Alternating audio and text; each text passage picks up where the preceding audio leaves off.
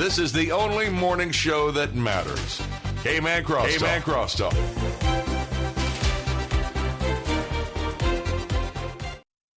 Floats across the distant shore, and it seems to say, my child, come back to me. Come back home to your island. For I long to see you walk upon my sand. For my shores, they belong to my children, and my children belong to Grand Cayman. Come back home to your island. For I long to see you walk upon my sand. For my shores, they belong to my children, and my children belong to Grand Cayman. I can smell the salty air upon your harbor, as the northwest winds they blow across the sea. And I see the foaming whitecaps as they break against your shores. Like a distant drum I hear them call to me. Come back home to your island. For I long to see you walk upon my sand. For my shores, they belong to my children, and my children belong to Grand Cayman. Come back home to your island. For I long to see you walk upon my sand. For my shores, they belong to my children, and my children belong to Grand Cayman. And although a distant sea has come between us, and I've been to many ports in many lands, I can see West Bay beaches with its shiny coral sand, and my heart it longs for you, oh Grand Cayman. Come back home to your island. For I long to see you walk upon my sand. For my shores, they belong to my children, and my children belong to Grand Cayman. Come back home to your island. For I long to see you walk upon my sand. For my shores, they belong to my children, and my children belong to Grand Cayman. For my shores, they belong to my children, and my children belong to Grand Cayman. The opinions expressed by Cayman Crosstalk, its hosts, callers, or guests are not those of Hurley's Media or its sponsors. Here are your latest news headlines from the Cayman 27 News Team on Rooster 101's Cayman Crosstalk. Now, here's the news.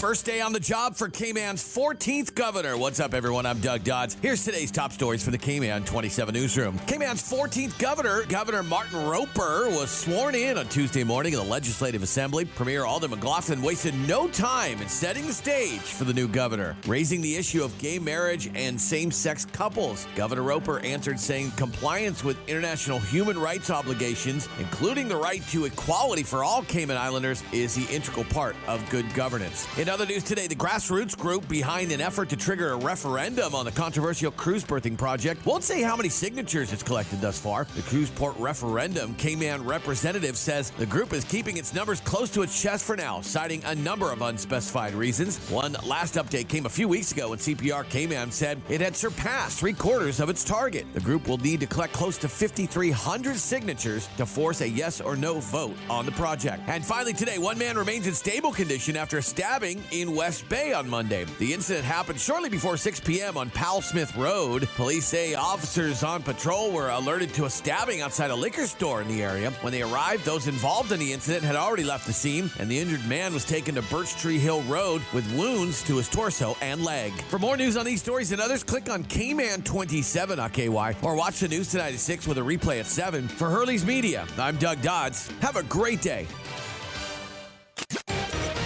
Be a part of the conversation on Cayman Crosstalk by calling the Superior Auto Hotline, 233-1019, or message us on the Cayman Crosstalk Facebook page. Now, back to Cayman Crosstalk on Rooster 101 and simulcast live on Cayman 27. Good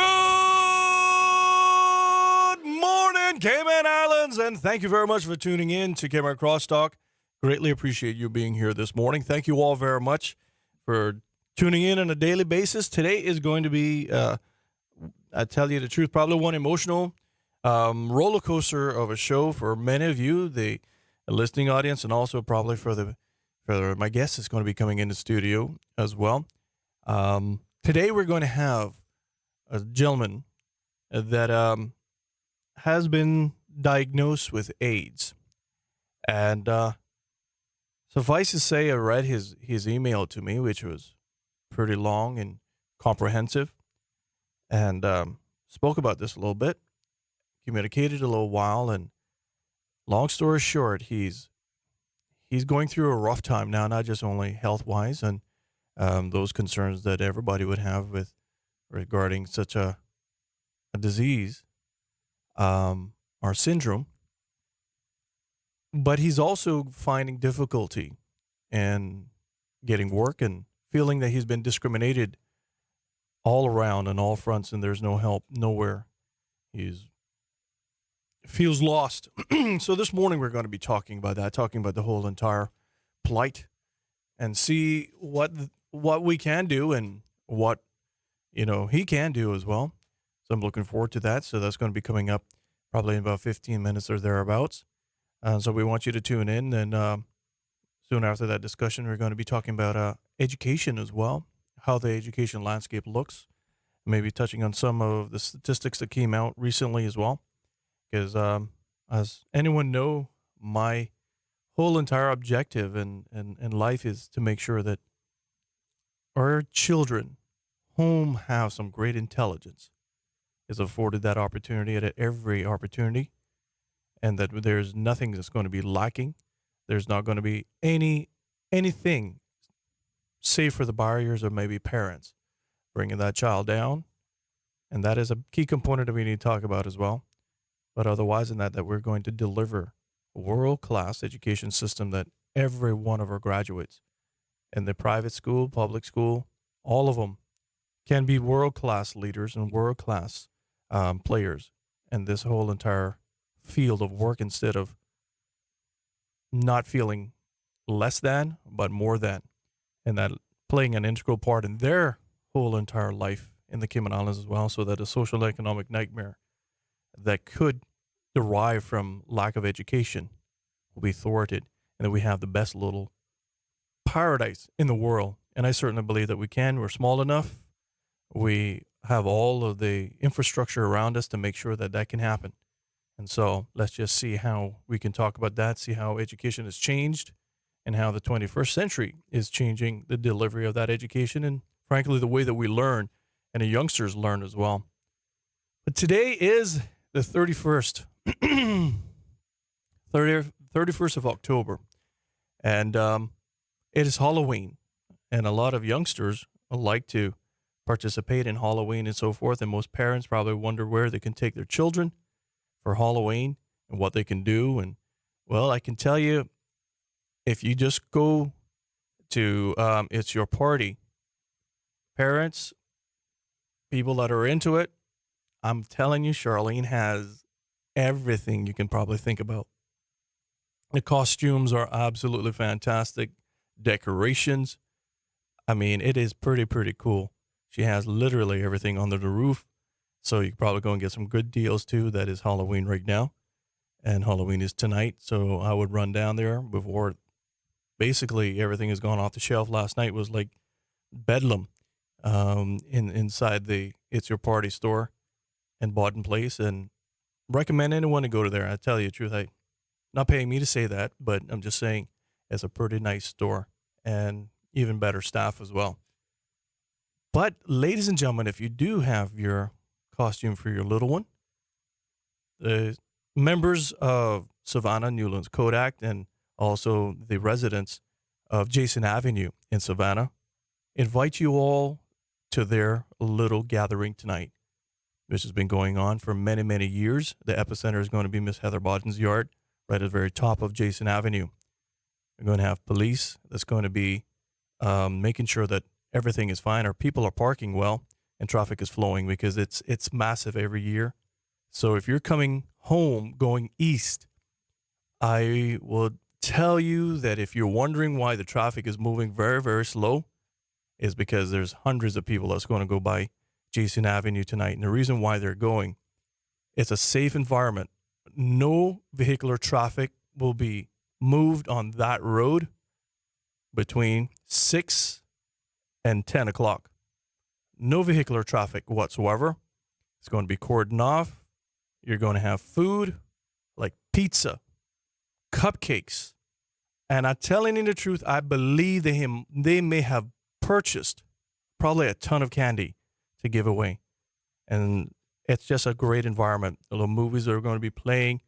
It's just a really, really wonderful environment. Some costume, little competitions and so forth. So parents with your little ones, I advise anyone maybe 14 and under, this is probably the place to really be. If you want a great environment, you want it nice and happy, clean, and you don't have to worry about the food. You don't have to worry about, some sickos putting whatever it may be we heard years ago on apples or in fruit. Well, don't worry about that.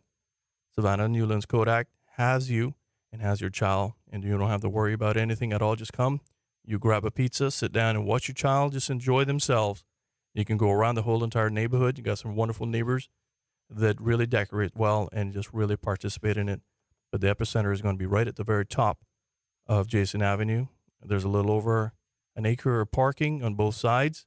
And so you're going to have enough parking. Police is going to be there to direct traffic as well. So just want to forewarn all of you going east that you may encounter traffic this evening. It's not because of an accident or anything else. It's just that it's going to be a lot of people turning in to Jason Avenue just right after the Savannah Domino's Pizza. You can't really miss it. If you have never been before, invite you all in the whole entire island to come by and participate. I want to sincerely thank all the wonderful people that participate in it, help, offer goods, services, and also contributions to that whole entire thing. But more so than ever, the wonderful individuals that volunteer to hand out the cupcakes, the pizza, the food, the drinks, the candy, and packing the bags for the treats and so forth. Yeah, they get party bags. It is an awesome environment. Looking forward to seeing all of you there this evening, and to everyone else as well. Just want to sincerely thank you for the great emails that you've been sending, and the wonderful references and linking to Cayman Crosstalk. We're going to continue bringing you some really good programming. Tomorrow we're going to have Kenny Bryan, MLA Kenneth Bryan, in the studios. Is going to be, he's got a jam-packed agenda. He's going to be talking about more things that he's going to be bringing up into LA. He's been studious in his delivery. He wants all of you to realize that he's working on your behalf, so he's going to be talking more about that as well. And then on Friday, we're going to be talking to the Cayman Turtle Farm, or let me reverse. They don't like me calling it a Cayman Turtle Farm. Cayman Turtle Center. I don't know what the talking points are, but we're going to have them in the studios. And then we're going to have DEH coming in. As you all well know, and I kind of reached out, wanted to talk about all of the issues that's been happening with some food establishments locally. Social media has been a buzz regarding a couple of different incidents that has happened with some very popular restaurants recently, from a fried napkin spawning off as a piece of chicken, which I think was probably a sad mistake, one that's probably regrettable right now, because I've eaten at that restaurant many, many times. In fact, their fried chicken is awesome. And also another establishment that sadly the patron found a maggot in their food, and it was alive. Yes. Those kind of things that we're going to be talking about, food handling and all of the different points. How frequently are these restaurants inspected? What do the staff go through? Do they go through any safe handling exercises? Do they get licensed, so to speak, to handle food? All of these things that we're going to be talking about, because we want to make sure that we maintain public health safety standards, but more so just protect you from being ill in any capacity whatsoever, and the great reputation that is Cayman, that we are the culinary capital of the Caribbean, and we want to make sure that all, no matter if you're visiting or you're here forever in a day, that whatever you eat is going to be safe, it's going to be clean, it's going to be delicious. And so those are the things that we're trying to bring to all of you as well. And we're working on a lot of other programming coming up as well. If there's something that you all want to hear about and want us to work on, just send us an email. Cayman Crosstalk at hurleysmedia.ky. Cayman Crosstalk at hurleysmedia.ky. In addition to that, you can simply WhatsApp me, which is 324-1019, 324-1019, or call into the studios, which is 323-1019. That is 233-1019. 233-1019. That's sponsored by Superior Auto. And in addition to that, we got our Facebook page. Just simply post on our live streaming video on the front public page. And 4,900 people that follow us on a daily basis, well, then they can participate in your conversation and see what you're talking about. And if not, if you're a little shy and you don't want that to happen, just simply go on the back end, private message me, and your ID will be held in strict confidence at all times. And it would be remiss of me not to remind all of you that if you're moving and transitioning and you got your smartphone in your hand, simply go to Google Play or your Apple App Store and just type in Hurley's Media. We got a 5-in-1 app that you can download. Great cluster of the 4 radio stations that Hurley's Media has. All of them are awesome. But the only one that matters is Rooster 101.9 FM, weekdays between 7 and 10, because Cayman Crosstalk is on at that time. And also it has our sister station, Cayman 27, on there as well. And before I take this little break, just want to let you all know that TV programming now has a repeat of Cayman Crosstalk on for all of you that watch Cayman 27. Comes on between 3 and 6 p.m. weekdays, 3 to 6 p.m. So if you're missing us between 7 and 10 weekdays, you can find us again when you come home at about 3 to 6 p.m. And I just want to let all of you know we want to sincerely thank you for all the kindness and all the generosity that you've been showing this show as well. Thank you very much. And it will be remiss of me not to just recap one more time whom are in our programming this morning. We got a gentleman that's going to be coming into the studios that has been diagnosed with AIDS. And this gentleman feels that he's been discriminated on all fronts and can't find relief, help, or assistance in anywhere. So we're going to have that discussion about his plight this morning. And maybe we can find some sort of solution, hopefully, because I certainly believe all of you out there, the solutions are here. We just need to simply respect each other and listen to the voices, and we can find the solutions. So that's going to be coming up in a few minutes. But I just want to remind all of you, if you start your day off with a cup of coffee, and sometimes you like a little treat along with that coffee, well, I tell you, Subway has you. 6 locations of Subway now sell coffee. Just simply go to any of those stores, go right in the corner, order your cup of coffee, and guess what? Subway will give you a fresh baked cookie, any flavor of your choice, any kind of cookie. Christopher said he'll go with the chocolate chip, but he's willing to venture out of his box a little bit, maybe try the macadamia nut, or even the cheesecake one, or even the chocolate chip. But the chief pirate, Melody McPhail, says that she will go for the oatmeal raisin. And so it's your choice. But if you get a cup of coffee, they're going to give you a wonderful gift and say, here you go, a free cookie. And you can't beat that deal in the Cayman Islands, ladies and gentlemen. And remember, just like I forewarned you all, the 2-for-1 special was a limited time offer. This may be a limited time offer, so hurry out. Check out the coffee stations at all 6 locations of Subway. And Subway has opened 2 stores 24/7 to serve you even better. One in West Bay at Centennial Towers, the other one in Central Georgetown at Anderson Square. Subway. Eat fresh. Eat delicious! This hour of Cayman Crosstalk is powered by Subway. Subway. With 6 locations across Cayman, you know it makes sense to choose Subway. Subway. Eat fresh. Eat delicious. More of Cayman Crosstalk is next on Rooster 101 and simulcast live on Cayman 27. Subway presents The First Time.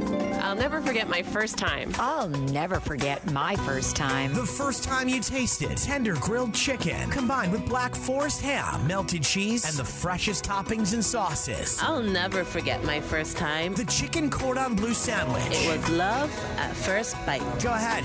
You know you want to try it for the first time. For a limited time at all Subway locations.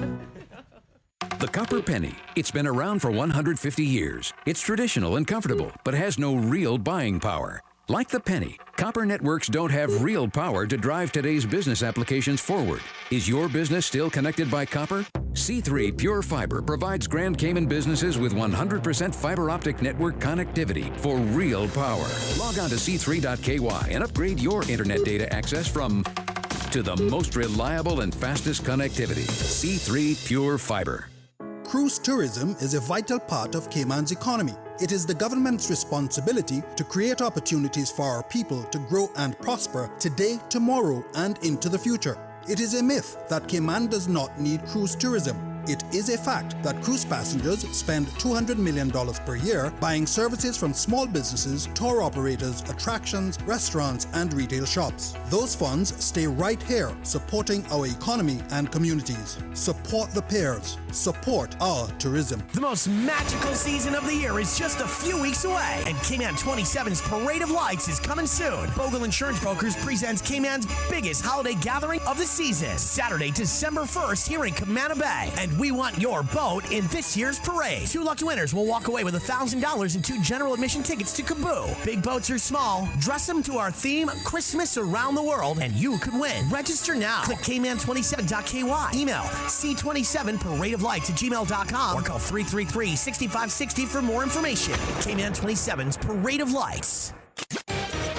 Be a part of the conversation on Cayman Crosstalk by calling the Superior Auto Hotline, 233-1019, or message us on the Cayman Crosstalk Facebook page.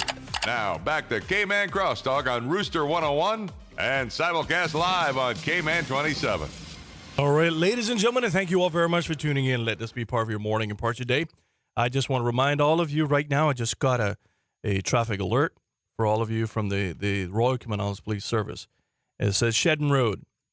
Due to a collision this morning involving a pedestrian, Shedden Road in central Georgetown between Eastern Avenue and Mary Street is blocked to all traffic. Motorists are urged to seek alternate routes into central Georgetown. The pedestrian is in critical condition, and updates will follow. Once again, ladies and gentlemen, I'm going to give you a traffic alert, and this comes directly from the Royal Cayman Islands Police Service. It says, due to a collision this morning involving a pedestrian, Shedden Road in Georgetown between Eastern Avenue and Mary Street is blocked to all vehicular traffic. Motorists are urged to seek alternate routes into central Georgetown. The pedestrians, sadly, is in critical condition, and updates will follow. I pray that the pedestrian will pull through and nothing. I'm looking for that positive report coming back in. And I just want to sincerely thank you, Jackie, from the Royal Cayman Islands Police Service Media Department for sending me that message through. And so just if all of you are coming in and just wondering why the traffic is a little backed up, be cognizant of that. I'll let your friends know as well. And I will be probably reiterating this just one more time right before we get into the when our guest walks through the studios. Just also just want to say congratulations, to be honest with you, with all of the great colors that are out there. I'm very happy, very excited. To be honest with you, I'm truly excited for all of them. And they're doing a great job. And I just want to sincerely thank, to be honest with you, the government for letting it happen. There's over 60 odd young Caymanian men that I know personally that are now colors. Some of them were not having steady income and just got a lot of skills. And there's some money that's going to be flowing into their pocketbooks now and through Christmas. And it's a good thing. So I just want to sincerely thank the government, really, for making sure that this is going to be funded and funded at least for the next 14 months and hopefully thereafter as well. Because I can tell you already the optimism within those 60 odd men that I know is very high. And I'm telling you, I haven't seen or heard that in a long while. And it warms my heart. And I just want to sincerely thank the government for making sure that the monies were available, and sincerely thank the DOE for spearheading this as well. It's a lot of work to make sure that it happens. But I understand that, those guys are bringing them in, man. I mean, I think it's somewhere in the region of a couple of 13,819 iguanas, according to DOE's update, were brought in on the 29th of October. 13,819 were brought in. So I just want to say to all of the colors, congratulations. And I believe that you're well on your way to obviously breaking their average mark, that what they've seen. That number may be a little inflated because some of the guys started culling from Friday, probably even before that as well, just racking up as much as they can. And each color is asked to make sure that they can provide 400 iguanas per month. And that will give them a minimum of $2,000 salary coming into their pocketbooks, which is a wonderful thing. So I just want to say once again, government, sincerely, thank you. Thank you very much for letting this happen. The optimism and the positive words and expectations and just the look in these gentlemen's faces that I know just really warms my heart. No joke. And I just want to say thank you very much. There is something when somebody is allowed and able to really take care of themselves. There's a pride that comes along with that. And I'm really happy today. And I'm looking forward to those numbers just continue increasing. And remember, the colors are going to be wearing vests around saying color and so forth of that nature. But if they have air rifle licenses, they're going to have to get your permission. And preferably, maybe you can, just to mitigate the risk, just maybe a little note saying, yes, I give permission to whomever to do that. But even the colors, there's many colors out there that some of them have dogs that are helping them as well, which is cool. I understand a couple are training some of their dogs to assist them. In addition, there's many that are just doing it normally with the hook and stick kind of a scenario. So, congratulations to all of them. I'm so happy today. Like I said, 60 odd men that I've come in contact with and that have WhatsApped me, called me, are all optimistic. And just the look and many of their eyes that I've seen since last week, since Sunday, has been wonderful. So government, I will say it one more time. Thank you. Thank you very much, government, for making sure that there's money is available. The optimism is great. And I'm just looking forward to some of these young men pulling in $4,000 a month and just giving them that opportunity. And frankly, to rid the Cayman Islands of an invasive species that has become a serious pest and a menace, not only to the farmers, but to everyone. My poor truck is littered. It's like they just find my truck. I used to hate, ching-chings before, but now it's like the iguanas just look for that big white Cadillac just to poop on it, right in the windscreen as well, too, all the time. But so I'm looking forward to that. And so once again, congratulations, guys. And I know a friend of mine, he pulled in just the last couple of days, I think over 100 as well. And so congratulations to him. And if anybody wants to come, if you know where my house is, I'll give you permission. Come and take them. Take them. I believe some of them just hatched as well. I got some little green ones running around that acre of yard I have. Come and take them off. Take them away. I give you my permission on air right now. You can transcribe it, and I will sign it if you need to. Find my house and rid me of all the iguanas out there, ladies and gentlemen. But before I take this little one break, I just want to read one more time the traffic update from the Royal Cayman Islands Police Service. It says, due to a collision this morning involving a pedestrian, Shedden Road in central Georgetown between Eastern Avenue and Mary Street is blocked to all traffic. Motorists are urged to seek alternate routes into central Georgetown. The pedestrian is in critical condition, and updates will follow. My prayers are with that pedestrian, and I pray and I look forward to some positive reports. But ladies and gentlemen, remember, tell all your friends. We're going to try to post it on our Facebook page as well. That there is a traffic incident, and all roads going into Shedden Road between Eastern Avenue and Mary Street is now blocked. All right, ladies and gentlemen, I got to go and take a little break right now, and hopefully our guests will be outside. This hour of Cayman Crosstalk is powered by Subway. Subway, with 6 locations across Cayman, you know it makes sense to choose Subway. Subway, eat fresh, eat delicious. More of Cayman Crosstalk is next on Rooster 101 and simulcast live on Cayman 27. Burger King's epic 2 for $6 deal just got hotter. Joining the Whopper and Crispy Chicken Sandwich is the new Spicy Crispy Chicken Sandwich. Choose from the iconic Whopper, Crispy Chicken Sandwich, or the new Spicy Crispy Chicken Sandwich, made from 100% white meat chicken filet and coated in a blend of cayenne pepper and spices. Take any 2 for just $6. Only available at Burger King Cayman for a limited time at all 5 locations across Island. 7 Mile Beach, Waterfront, Town Center, Walkers Road, and Red Bay.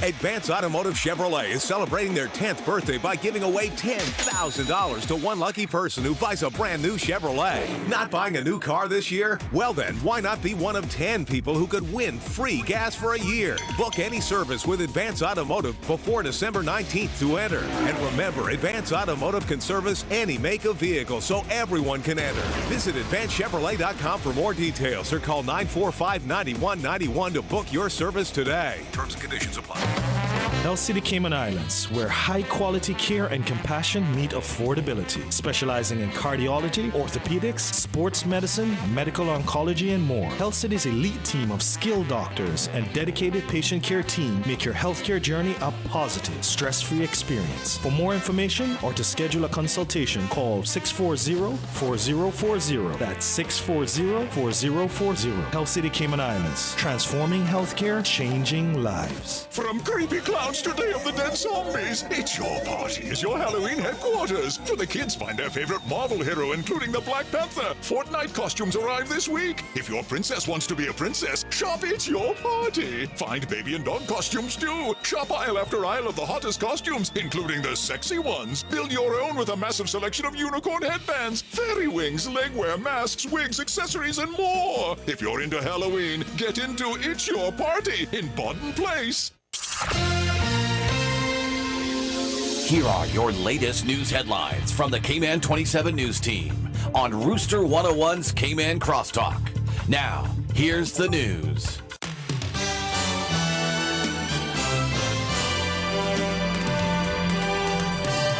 First day on the job for Cayman's 14th governor. What's up, everyone? I'm Doug Dodds. Here's today's top stories for the Cayman 27 newsroom. Cayman's 14th governor, Governor Martin Roper, was sworn in on Tuesday morning in the Legislative Assembly. Premier Alden McLaughlin wasted no time in setting the stage for the new governor, raising the issue of gay marriage and same-sex couples. Governor Roper answered saying compliance with international human rights obligations, including the right to equality for all Cayman Islanders, is the integral part of good governance. In other news today, the grassroots group behind an effort to trigger a referendum on the controversial cruise berthing project won't say how many signatures it's collected thus far. The cruise port referendum Cayman representative says the group is keeping its numbers close to its chest for now, citing a number of unspecified reasons. One last update came a few weeks ago when CPR Cayman said it had surpassed 3/4 of its target. The group will need to collect close to 5,300 signatures to force a yes or no vote on the project. And finally today, one man remains in stable condition after a stabbing in West Bay on Monday. The incident happened shortly before 6 p.m. on Powell Smith Road. Police say officers on patrol were alerted to a stabbing outside a liquor store in the area. When they arrived, those involved in the incident had already left the scene, and the injured man was taken to Birch Tree Hill Road with wounds to his torso and leg. For more news on these stories and others, click on Cayman27.ky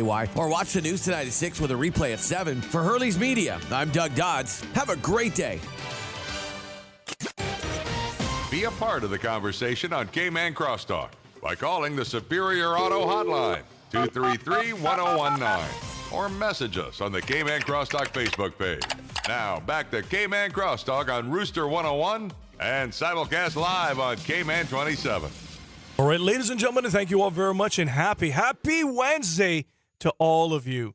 And I have a special guest in the studios this morning, and as you well know, I write to, and I tell people, if you have an issue and you would like to discuss that issue, it's here for you. You can email me, which is at, caymancrosstalk@hurleysmedia.ky, caymancrosstalk@hurleysmedia.ky, and just let me know if we can help you in any capacity whatsoever. And this young gentleman reached out to us as well, and we have him in the morning, this morning, and his name is Mr. Chet Oswald Eubanks. And I just want to say, Chet, welcome to the studios. Thank you. Chet, good morning. If you don't mind, I want to lay the foundation down for our discussion this morning, because I think it's a pertinent discussion. And I think it's a discussion that, frankly, we may have in the Cayman Islands, all within like closed doors and behind, little areas, because we just don't want, we mummer these things. We don't want to talk about them. We just don't want to acknowledge sometimes. And I think that's the main problem. When we don't acknowledge things and when we don't discuss things, then ignorance come into play. And then because of ignorance, hate then fills a whole entire realm of possibilities. And that is just coming from me. And I don't preach for anybody, but I've seen that over my short life, to be honest with you. You are a young Caymanian that has been diagnosed with AIDS. You're still young, Chet. We got people who live 86 years old. HIV. And you have come out, and you've been out for what, last 6 years? Yeah, basically. And you've been finding yourself in great difficulty. Very much so. And I want you then to take it from there. What have you been going through? What is your plight? Because that's the only word I can say. It's not journey. Because journey sometimes could be wonderful ups and downs and so forth, but a plight is something that really is a fight going through something. And you're going through a plight right now. Yep, a big one. When I used to be on Facebook, about a year and a half ago or so, about a year ago, I saw a post where they had appointed a Caymanian lady, and everybody knows her name, so am I allowed to say it or no? Sure. Miss Teresa Echeniki, which was acting chief officer at the time in Ministry of Community Affairs. Now she's the chief officer. She reached out to me because the last correspondence I had with the Community Affairs, I had stated on Facebook that, no one had reached out to me. Anyway, she said she wanted to know what was going on. I explained to her from the day, October the 1st, 2012, when I was diagnosed. I walked from my doctor's office on Smith Road, and I walked to a travel company where I worked at the time. And there were 3 people in the office. One of the owners, the manager, and one of my other coworkers, who was like a sister and still is today. I told them. Anyway, behind my back, unknown to me, my ex-boss reached out to what was at the time Children and Family Services. I know she was trying to help, but You don't push someone out the door because they have some disease that is, you know, um, livable with. I'm HIV positive. I'm undetectable. I've been undetectable for almost 6 years. February the 23rd, I think, coming next year, it'll be 6 years since I've been on HIV antiretrovirals. And I live a normal life just like everyone else, but boy, has it been hard. Anyway, getting back to this story. Anyway, my ex-boss refused to meet with me, and I'm still trying to find the means to get legal, to carry them to court. So you were wrongfully dismissed. Yep, wrongfully dismissed. I had to basically threaten and say, either you pay me what I'm owed for my severance for the 6 years, because I'd worked there for 6 years at the time, or I would get my lawyer to write you. Anyway, the check went over to the labor department that same day, and I collected it a couple of days later. Anyway, get Mike to Ms. Etchaniki. We had a long conversation, almost 30 minutes. She assured me I would have no problem getting the assistance and help I needed. That was September the 29th, I think, about 6:30 in the evening. She had tried 2 times to get me, and I was busy doing stuff. Here comes March 2018, and I had went away because I needed a mental break. I think it was about 2 times I had went away. The last time I went away, I used to stay in a small little place in West Bay. It was a studio, and the landlord allowed me to plant pumpkins and whatever I could grow, I sold, and I did stuff around the yard for the landlord, and that's how I got the ticket. Anyway, I decided to reach out to one of my sisters in the U.S. At the time, she was in Kentucky, in Louisiana, did now live in Texas. She reached out to one of the MLAs from the Bragg. She, in turn, turned around and went to Mr. Harris from Prospect.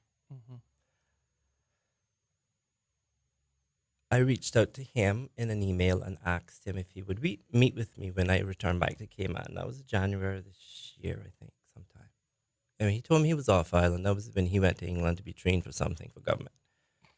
The meeting never happened. I've been accused of having family help me. I've been accused of having an aunt in email form, which I can produce for Mr. Harris, that he asked all these questions and said, I have been assisted from the NAU since 2001, which is a lie. It's been since 2015. Get your facts straight, Mr. Harris.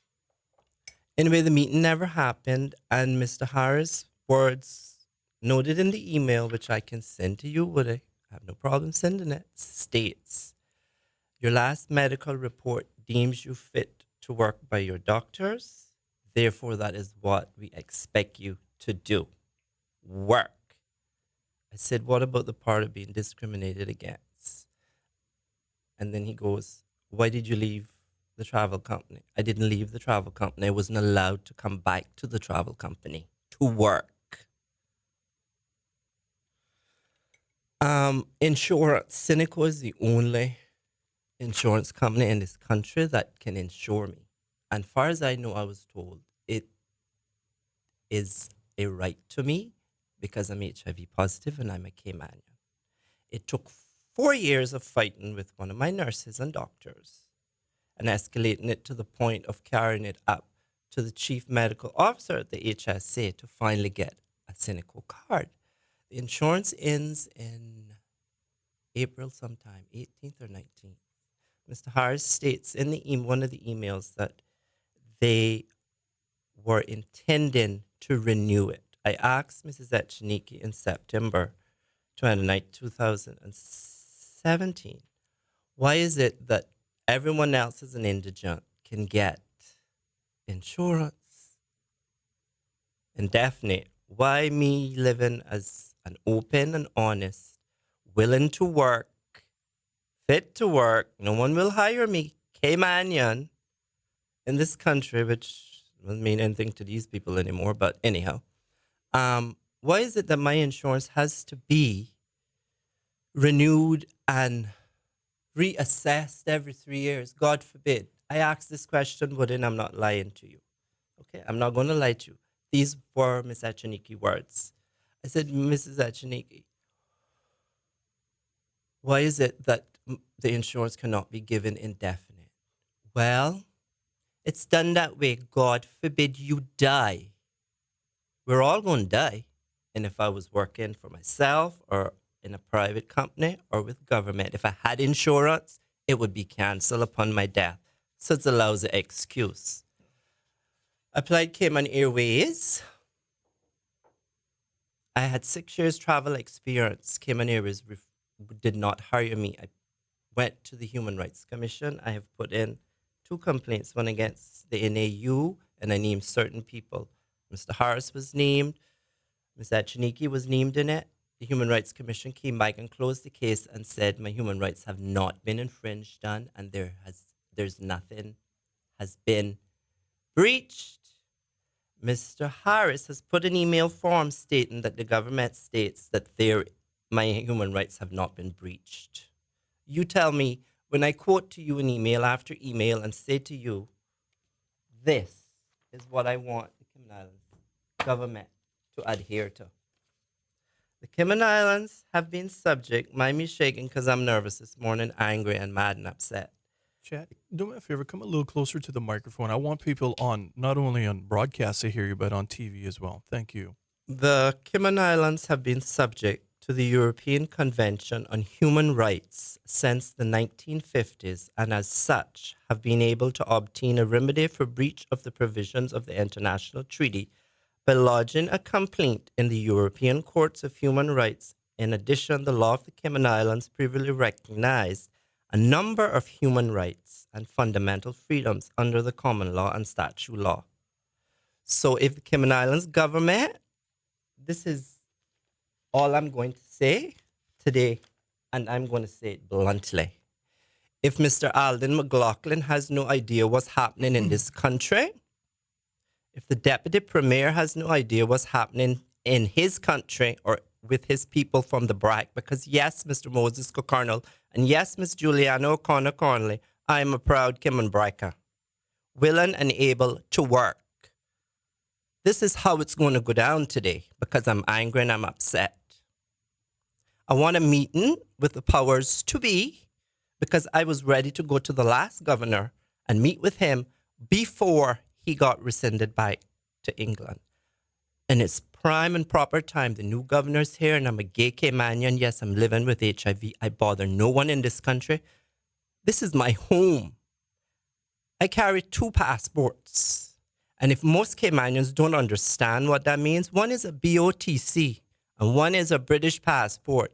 And neither way, in either one of those, it states, let me make this clear, that you are Caymanian in it. But the 3,000 statuses that went out many years ago by so-called crazy governments that we've had in the past and the future that we still have, and we vote for a new government, we can't get none of you to understand that the people of this country are hurting. This is a call today, Cayman Islands government. Hear it loud and clear. I ain't going to say no more after this. I wait for you to get in contact with me because this is it. I want a job. I want proper housing. I want food every month. I want my insurance indefinitely. And I want something put in place so that no other Caymanian that is diagnosed with HIV, I don't care whether you're paper Caymanian, born Caymanian, thrown over the sea Caymanian and came here washed up on the shores, has to go through what I have gone through in 6 years in this country. Discrimination, hate, and intolerance has no place in this country. We can get behind everyone who has diabetes, cancer, you name the list, go down. Why is it that we hate our own people? And I tell you this, I have had Caymanians in West Bay say to me, What do you expect people to do when you have gone out public and told people what you have running through your veins? And my words were to that individual, and I say it loud and clear. When you have been through what I have been through, and when you've been talked about, made to believe that your life has no value or no worth, when the stray dog and cat on the streets of the Cayman Islands has more rights than Chet Oswald Ebanks does as a Caymanian, then I said to the person, that's why I did it. I did the best for me. But listen to this, Cayman Islands government. Fix the problems that I asked for till I can find proper employment. The NWDA is a joke. You hear me? A total joke. I went through the big old program. I had companies out in the private sector call me in for interview. One of the big banks didn't even come back to say, Chet, no thank you. When they looked in my face, the human resources managers that were Caymanian, and said, we'll get back to you. This is what's happening, Cayman. And the government is going around, oh, we have $200 million here in our coffers. So what are you doing with it? People like me in March that had to go, listen to the best part, had to go and do undergrounds of medical to get access to what pension I have, and half of that pension is gone. The other half is coming next year, and it's going to be gone. And then when it's gone, Cayman Islands government, Mr. Premier Alden McLaughlin and Moses Cockernell, Deputy Premier, what am I going to do? Live on the streets? No. I hold 2 passports. And if I have to take this fight to the European courts, I don't have a problem doing it. So fix the problem. I want what I stated I wanted. And to Mr. Harris, this goes out to you. Specifically, I worked with you at Battlefield many years ago, and up till the point when you belittled me and made me feel as my life had no meaning or value, I pray I live the day that the good people of Prospect kick you out in the next election and many more. Because hear this, the fight has just started, and I intend to run for general election next time around. And I have many, many people who will support me. This country needs a wake-up call, and today's a wake-up call. So, Ms. Echaniki, you get off of your high horse today, and you please fix the problem regarding me and the assistance I need. Ms. Tamara Hurlston at the needs assessment, Mr. Andrew Hilton at the needs assessment, who have told me, and the needs assessment has put it in writing, would they? I asked them for a copy and I have it. Where they laid out policy to me, just like Ms. Echaniki laid out in March, that NAU policy states anyone fit and willing to work with a medical report should do just that, work. So how am I supposed to work when discrimination is rampant because I have HIV and I'm a gay Caymanian and can't get any work? So I want to work and I want my services reinstated. That's all I have to say. I have all of this pretty paperwork here. I have it. And if I have to go to the European courts to get what I what I have to have in order to sustain my life till the good Lord sees fit to take me from this earth, as one of my doctors stated, I need to have proper housing, food, and if all of that, and insurance and medical care, and if all of that is taken away from me, my social life or fabric will deteriorate. I can't take medication on an empty stomach. Stupid Cayman Islands government. Do you know what it is to pop a pill every night? When it happens to you, regardless of the fact or how it happened, I've accepted responsibility for my part of it. And I will tell the Cayman Islands how I became infected. Could you save that? I hate to do it, but I gotta go and take a break. I want you to don't lose esteem, please. No, and to tell you the truth, knowing your plight and all of that, it would be fantastic for people to know as well. Let me just do this little last break right now. Time check in studios is 7:54. Time check is brought to you by wonderful friends at Subway. Ladies and gentlemen, if you got to start your morning off with coffee, like Chad is doing right now, you can go to 6 Subway locations and get a cup of coffee, and they will give you a free cookie. Yes, ladies and gentlemen, 6 locations of Subway. Once you buy a cup of coffee, they will give you a free cookie of your choice, any kind of flavor you want. And they've opened 2 stores 24/7 to serve you even better. One in West Bay at Centennial Towers, the other one in Central Georgetown at Anderson Square. Subway, eat fresh, eat delicious!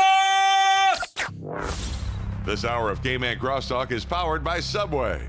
Subway, with 6 locations across Cayman, you know it makes sense to choose Subway. Subway, eat fresh, eat delicious. More of Cayman Crosstalk is next on Rooster 101 and simulcast live on Cayman 27. Subway presents The First Time. I'll never forget my first time. I'll never forget my first time. The first time you tasted tender grilled chicken combined with Black Forest ham, melted cheese, and the freshest toppings and sauces. I'll never forget my first time. The chicken cordon bleu sandwich. It was love at first bite. Go ahead. You know you want to try it for the first time. For a limited time at all Subway locations. Does this sound like your business? Moving along at a slow, predictable pace? Well, it's all your copper internet service can handle. Isn't this more like your business? Fast, varied, and complex? Welcome to the fiber optic internet capacity of C3 Pure Fiber. Fast, efficient, and high-powered. Move your business forward from copper to the light speed of fiber optics. Log on to c3.ky and upgrade your internet access to the fastest, most reliable connectivity available. C3 Pure Fiber. Kaboom! Cayman's biggest live entertainment experience is coming soon on February 15th and 16th, 2019. Music, art, comedy, culinary, and indulgences. Join the Chainsmokers, Duran Duran, Zed, Jason Derulo, Brian Adams, Wanda Sykes, and more for a weekend-long entertainment sensory overload. The time to buy your passes is now. Prices are going up November 1st or when this price tier is sold out. This is a festival for all of Cayman. Visit kaboocayman.com for more information and to purchase your passes now.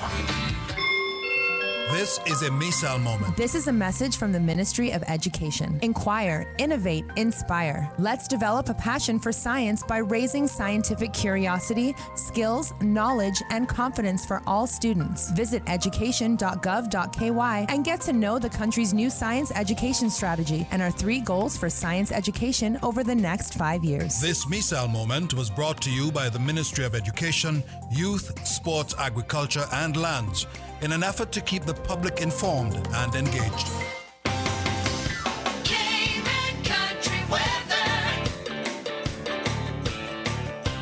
All right, ladies and gentlemen, and thank you all very much for tuning in. Here is your weather forecast for today. Today, you're going to have a high of 84. With the real fuel temperatures, they say, may hover around about 90 degrees with a 40% chance of experiencing some showers. You're going to have, therefore, synopsis for the daylight hours is as follows. Sunshine with some clouds and showers in areas, but it's going to be nice and breezy. I see some people wearing some little windbreakers. There you go. Sweaters, not even windbreakers, but sweaters this morning. Thank you very much, Chet, for helping me a lot. I got my new tongue this morning. And winds are be coming at you from the east-northeast at 17 miles per hour with an occasional gust at about 24. That means that the sea heights are going to be between 4 and 6 feet. And we're telling you and asking all, please exercise caution whilst in open waters if you're in a small craft. Please do that. And winds are going to continue that easterly direction, dipping down slightly to about 13 degrees tonight. That's going to cool the surface temperatures down to about 80 degrees. They say the heat index will be about 82, which is a blessing, to be honest with you. Patchy clouds and showers will be experienced this evening as well.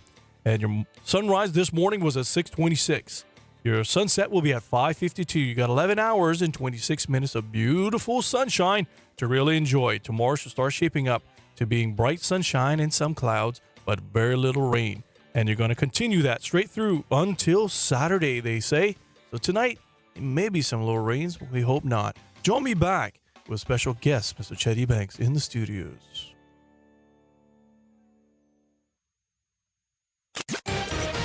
Be a part of the conversation on Cayman Crosstalk by calling the Superior Auto Hotline, 233-1019, or message us on the Cayman Crosstalk Facebook page.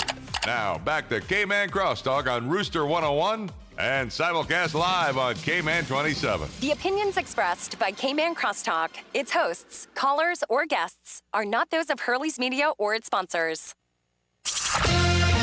Now, from the Cayman 27 News Team, here are your latest news headlines, brought to you by the Cayman Pharmacy Group, with West Bay Pharmacy, Savannah Pharmacy, and Professional Pharmacy. The Cayman Pharmacy Group has a location for you just around the corner. Visit them today. Now, here's your news headlines.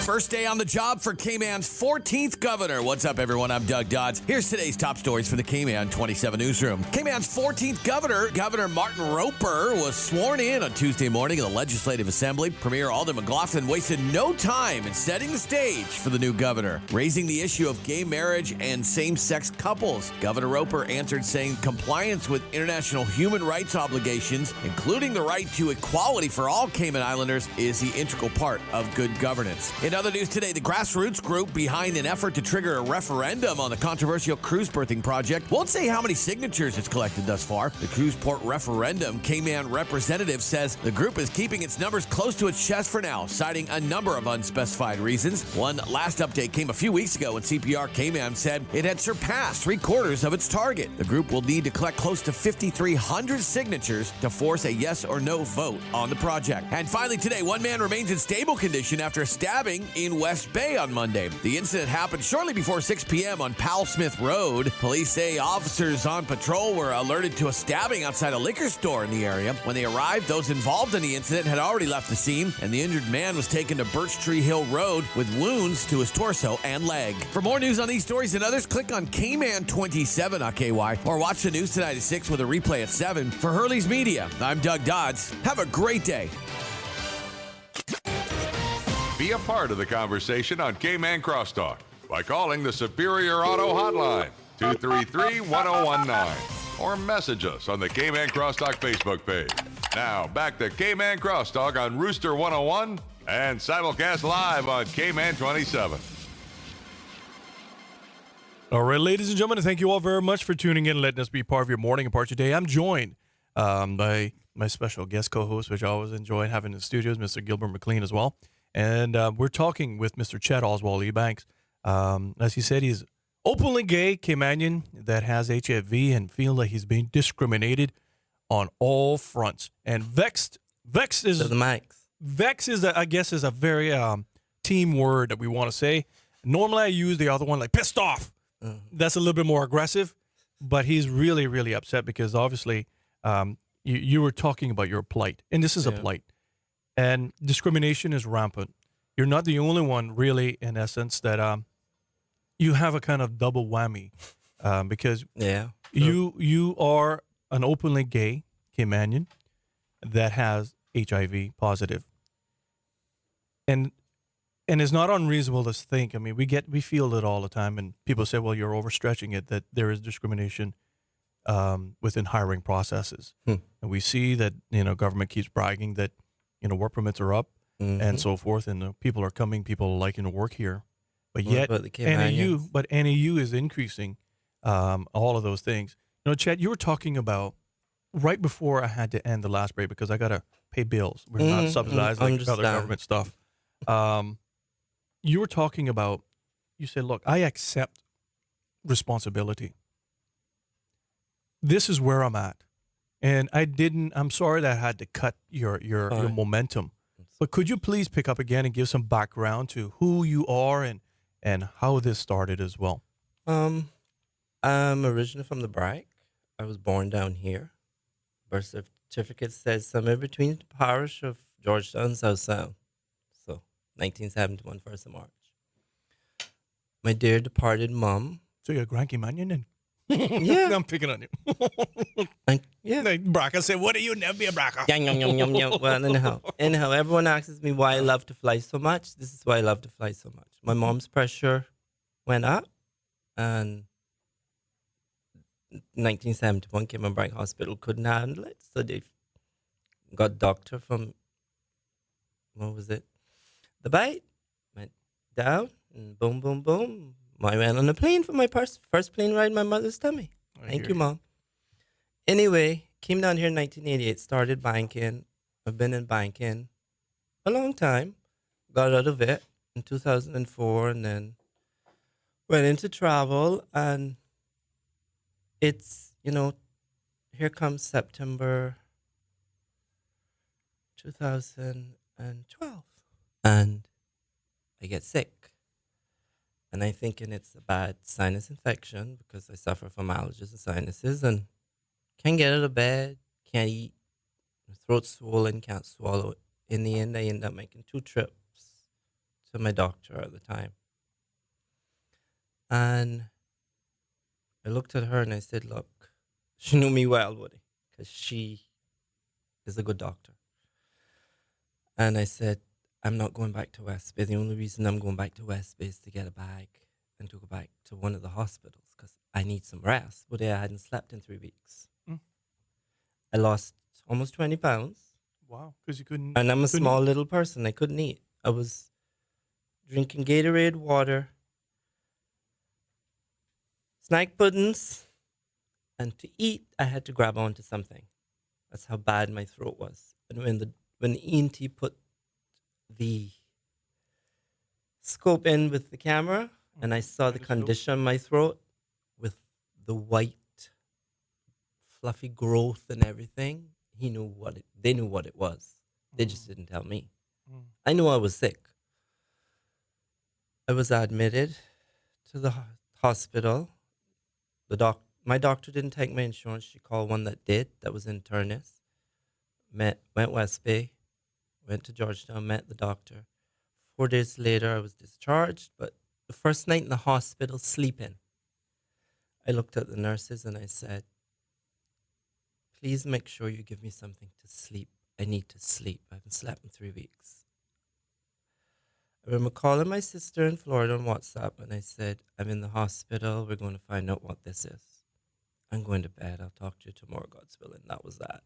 I don't remember anything after that. A couple hours before that, nurse came in and took about 15 vials of blood out of this vein. I was tested for everything in the book. They knew at the time what it was because they did a test here. I remember asking my doctor, have you found out anything? And the look on her face was, how do I tell this young man, but we need to confirm it. And she said, no, we're still running some tests. But that look that Wednesday said it all to me when I recall going back to, the days I'd spent in the hospital. Anyway, the 1st October came, I went to visit my doctor in Smith Road Plaza, and she looked at me and she closed the door. And when she closed the door, I knew it wasn't good news. And she looks at me and she said, Chet, I hate to tell you this, but you're HIV positive. And my words were, how am I going to tell my sister in Florida? That was my only concern because me and my sister in Florida are like that. She's a nurse. She already knew what it was. She just didn't want to alarm me in case it was some other diagnosis. I remember going to lunch. And if no one doesn't know what HIV does to you, let me tell you what it does to you. In the initial stages, it attacks your body and you have no control over it. Because what it does is it makes you so friggin' weak that all you want to do is get up, eat something that you think is good, like a snack pudding, and drink some water and maybe throw up and burn up with fever, going up from 105 to 103 and 101 constantly. And in and out showers, in and out of bed 3 times a night. Taking your boxer and your T-shirt and wringing it out in the sink, Woody, full of water and changing. Wow. And that's what it does to you. You can't eat till they realize what it was. I got the rest in the hospital. I had to live on inshore for months to try to gain back weight. I was eating protein, tuna fish. Tuna fish became my bestest friend. Any way I could make it, I made it. Sandwiches, on salads, anything. Boom, boom, boom. I would eat 6, 7 cans of tuna fish a day because I wanted to gain my weight back. I usually won 135, 140. You imagine me. My face was drawn in. I was seeing a guy at the time who I trusted. Cayman doesn't know how I have HIV. Only the close people know. Well, today they know. Whether he knew he had it or he didn't know he had it, I have it today. I've accepted my role in it. I have moved on with my life. There's no other choice. Was he local? He was working here. He no longer works here, but he was on a permit. I accepted it. Over time, I learned to forgive because I realized that day if I don't forgive, I'm just harboring hate for people that, look, you got enough issues in this country as it is. I don't need to hate somebody for something that was half my responsibility or whatever. Anyhow, I moved on from it. I am happy to say the majority of my family, minus one sibling, doesn't think, and I'm not afraid to say it, doesn't think that, well, two. The two oldest ones. I have a brother and sister, and I'm not afraid to say they don't speak to me. I lost a brother about 8 years ago. I hadn't spoken to my oldest brother in almost 15 years, I think. Wow. It lasted for about a year and a half. And the family all went its way again. I'm happy to say I have 3 sisters out of the 4. And I have me. That's in the family with my dad. The oldest sister and the oldest brother. Could care, I guess, whether I live or die. Doesn't bother to them. So I've had to move on with my life. I've had cousins. First cousins. Stop speaking to me. I've had one of my cousin's son. It got back to me. Ain't gonna say how it got back to me, but you know, Cayman, it gets back to you. Never did the young man a thing in his life, would he?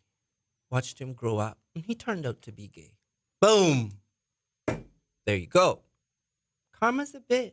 Excuse my language. I know you get on to people, but I just had to say it. It is a B. It burned that side of the family. But that person blocked me on Facebook. Then when the reality hit, and the person said to me, you know why he doesn't speak to you? Because you're too outspoken. So what am I supposed to do? Crawl into a hole? Die? No, I need to live. I have life ahead of me. I want to work. I want my services reinstated back.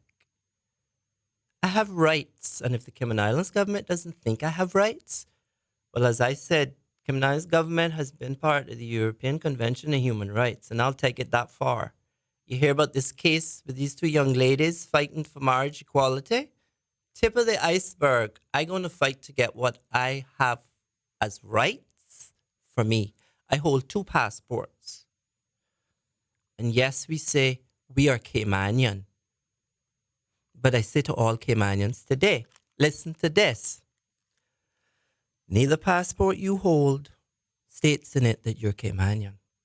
To show you're Caymanian, where do we have to go? We got to go to the records department at the government administration building next to the old glass house where I was a teller many years ago at a certain bank when I was 18 and I held $1 million each currency and coins. The only thing I didn't hold was the drafts and the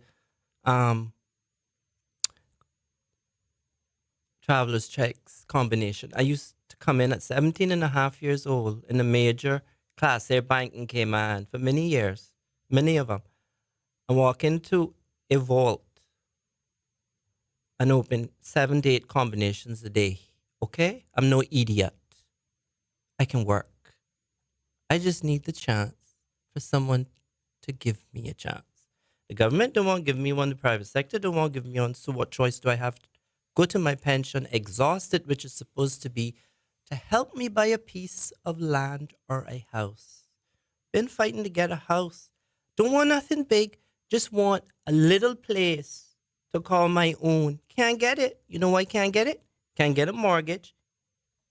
Can't get life insurance. Because the laws of the land need to be changed to eliminate the fact that I have HIV And the people at the banks look at you. You can't get neither one because you have HIV. The laws got to be changed. So, Mr. Premier, I want the laws changed. I want something put in place so that the next time you're faced with this, the NAU, Children and Family Services,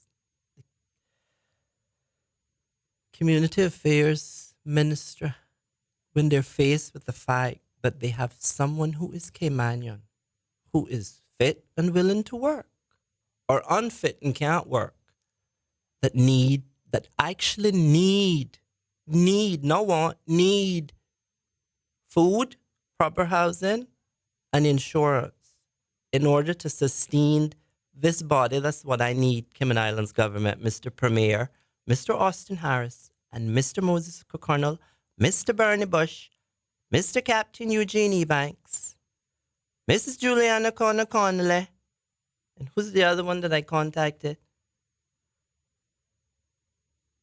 Can't remember. That they know who I contacted. Whether it was by WhatsApp, by email. You people need to stop pretending, and I'm going to say this without any squabbles, because Chad Oswald Ebanks, at this point, has nothing to lose. I have my life to live. When you have been accused, as I have been accused by one of the MLAs, who thinks, I guess he thinks he's God. He can play with my life, buddy. That you're fit to work from your last medical report, and that's what we expect you to do. When you ask me questions in an email, why did I leave the travel company? I didn't leave the travel company. The travel company refused to take me back. So the travel company is going to have to pay. So I'm going to end on this note. I want my services reinstated full. I want the laws of the lands changed. Make it a priority. We prioritize the airport, which we needed. There's an argument going on about the port. Let me say my piece on that. And I'm going to walk out of here and I'm going to go to Four Winds SOS Bay and I'm going to sign that petition. Big and bold. Chad Oswald Ebanks, because the port doesn't need to go in Georgetown. Build it somewhere else. For the likes of the mighty $1 million people who have... Let me just say this. We Caymanians who have the land or had the land should have held on to the land. The forefathers back in the day, and it's been said to me so many times, did not have the insight to see what 7 Mile Beach could have become. You know what it could have become?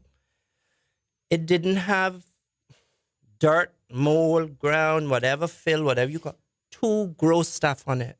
They looked at it like, nope, we got to sell that. We need some money. It's gone. You cannot go back and get it. Why are we still destroying the last little pieces of paradise that we have? For who? For the people that cashing in every day. And then your people are left to what? To live in squalor. And some of us like me didn't. March came within. I didn't even know if I was going to have a place to live. I got to ask you, Chet. You know, before we get into the question I've got to ask you, I got to take a break because I got to pay bills. I'm not subsidized by the government station. So I got to keep saying that. Who wouldn't have me on? But I got to ask you, and here's a question I want to ask you. You know, several years back, this was a concern that I had about discrimination in the workforce because I feel it on a daily basis. It happened to me. Some people are bold enough to call in, but we have a lot of people that are fearful. And so they send emails or they will send something in the back end of the Facebook page. And I can tell everyone, your ID will always be held in strict confidence for me because I know what discrimination is. I know the theory, not the theory, but the working practice of being blackballed in the Cayman Islands, what that means. Keep a man down so he can't live. That's correct. Or Economically cut their throats. Yeah. And that will end up happening. So people are silenced from it. When we come back, I want to discuss the things that you have challenges, for example, from the NAU, if there's any. And I want to break that down because that to me is something that we need to really delve into. when we come right back after this short little message. And once again, I'm joined by my special guest co-host this morning, Mr. Gilbert McLean. More of Cayman Crosstalk on Rooster 101 and live on Cayman 27 is next. Burger King's epic 2 for $6 deal just got hotter. Joining the Whopper and Crispy Chicken Sandwich is the new Spicy Crispy Chicken Sandwich. Choose from the iconic Whopper, Crispy Chicken Sandwich, or the new Spicy Crispy Chicken Sandwich. Made from 100% white meat chicken filet and coated in a blend of cayenne pepper and spices. Take any 2 for just $6. Only available at Burger King Cayman for a limited time at all 5 locations across Ireland. 7 Mile Beach, Waterfront, Town Center, Walkers Road, and Red Bay. Thousands of Caymanians work in our cruise tourism industry. It is a myth that Cayman does not need cruise tourism. It is a fact that 4,500 Caymanians work in this industry today as taxi and tour operators, boat captains and crew, restaurateurs, retailers, water sports operators, and ambassadors at our attractions. If our cruise tourism industry is half of what it is today, what are we going to do with our people, the thousands of unemployed Caymanians? Support the peers, support our tourism. Cayman National Culture Foundation presents Errol John's Obie Award-winning play, Moon on a Rainbow Shawl. Don't miss this sensational production featuring some of Cayman's finest talents. Moon on a Rainbow Shawl, a story for everyone. Come, reach for the moon at the Hartwell Theatre November 1st through 25th. Buy your tickets at Funky Tanks, Foster's Airport and Strand locations, and Healthcare Pharmacy Grand Harbor, or online at artscayman.org. Who's the leader in Sandpans? It's Foster's. Trick or treat for a cause with Foster's IGA. From now until October 31st, visit Foster's IGA at the Strand with your little one to participate in a trick-or-treat themed scavenger hunt. Kids will have fun searching the store to answer clues as they hunt for yummy treats and spooky gifts. All you have to do is donate $5 to the Cayman Islands Breast Cancer Foundation and you're in to trick and treat. Plus, you'll be entered to win a $50 Foster's card. For details, visit fosters-iga.com. At Foster's Food Fair IG, and we care. Be a part of the conversation on Cayman Crosstalk by calling the Superior Auto Hotline, 233-1019, or message us on the Cayman Crosstalk Facebook page. Now, back to Cayman Crosstalk on Rooster 101 and simulcast live on Cayman 27. All right, ladies and gentlemen, thank you all very much, and happy Wednesday to all of you. If you're just tuning in right now, I'm joined by my special guest co-host, Mr. Gilbert McLean. In addition, we got a special guest in the studios, Mr. Chad Oswald Ebanks, whom is talking about his plight as being an openly gay man that has been diagnosed with HIV positive. And if you would like to call, the number in the studios is 233-1019, 233-1019. That is sponsored by our wonderful friends at Superior Auto. And in addition, we got our Facebook page, which people are posting as well. Chet, you're getting some wonderful remarks coming in. Says, you go tell them our people are a coward. Very sad. Those are some of the things that are coming through. And then also, good morning. I'm so proud of him to talk about his life. I wish him all the best. And so be strong. And he will continue to speak out. Wish you all the best. Don't give up, okay? God bless you. Those are some of the things that are coming through. And if you would like to WhatsApp as well, the WhatsApp number is 234-1019. 234-1019. 234-1019. That's the WhatsApp number. And in addition, you can email me at Cayman Crosstalk at hurleysmedia.ky. Now, Chet, we were talking about your plight, and you call some names and so forth out as well, and that have written to you and kind of, as you said, unfortunately kind of playing, I guess, shell game with your life. And you're quite perturbed and ticked off at that. I got to ask you, what has any of you done for you in the past, and have they cut off any of your assistance right now? I gotta ask that question. I come a little closer to the mic. Thank you, Chad. You hear me now? Yes, sir. Sound like that Verizon. Yeah. Can you hear me now? Yeah. I'm going to mention a name at the NAU because I mentioned the other ones, and I don't see no reason in not mentioning it. It's a young man. His name is Mr. Antonio Christian. He's a human being. Thank you. And And I'm going to read from one of his last emails to me because it was to my email address and it's pertaining to me, so therefore I can read it. It's dated March the 12th, 9:08 a.m. Good morning, Mr. Ebanks. Thank you for forwarding the updated NAU medical report. I am currently awaiting the original via courier to confirm HSA seal. All this drama has to be done when you go. The doctor has to fill it out, stamp it, state whether you're fit to work or not fit to work, and put the reasons why. My doctor's been doing it for the last 3 years, and all of a sudden, boom, no more services. Policy being quoted. Based on the information, it has deemed you fit for employment. Unfortunately, comma, you do not qualify for further assistance. And his last words were, and this is what makes him a human being, not the other ones that's there. I truly apologize and wish I can do more.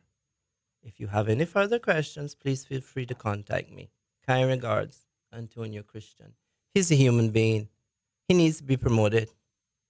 Because who they have sitting there in that seat as director, Ms. Hurlston, and deputy director, Mr. Hilton, I don't know how you can say to me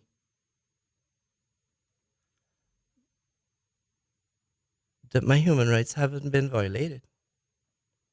Do you realize the scope of this, that the Cayman Islands government could possibly pay out millions of dollars to me, if I take this to where I have to take it? Since you all seem to want to waste money on port review after port review, environmental assessment after environmental assessment, you know what?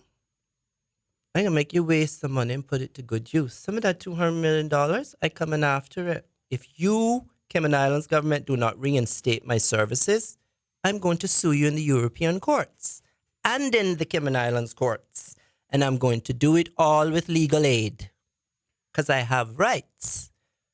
3 things that every human being in every democratic country around the world is afforded: housing, food, and medical. Those are 3 of the basic human rights. I didn't make the law. The Cayman Islands has been subject since the 1950s, and it's called the European Convention on Human Rights. Since we want to get technical, I hold a British passport. I hold a BOTC passport.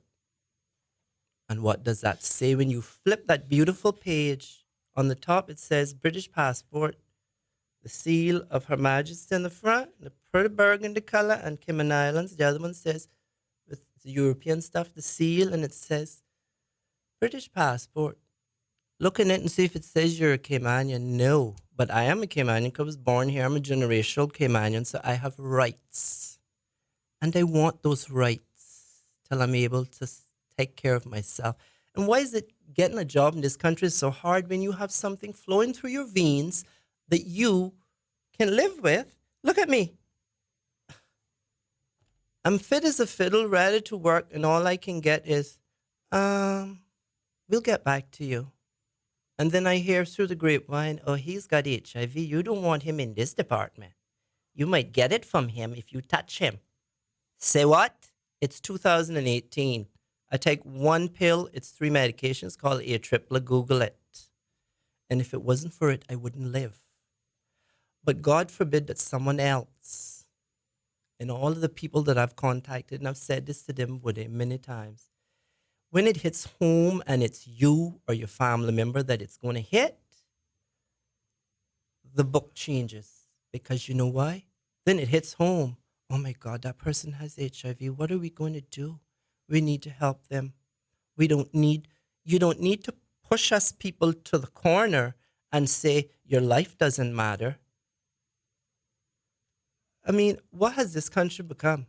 You got $2 million in excess in the coffers, but what are you doing with it? You're wasting it. You have people, your people are homeless, they're starving. We have a mental illness problem in this country, and I'm going to touch on it. It's big, And here we hear that the mental facility again is delayed.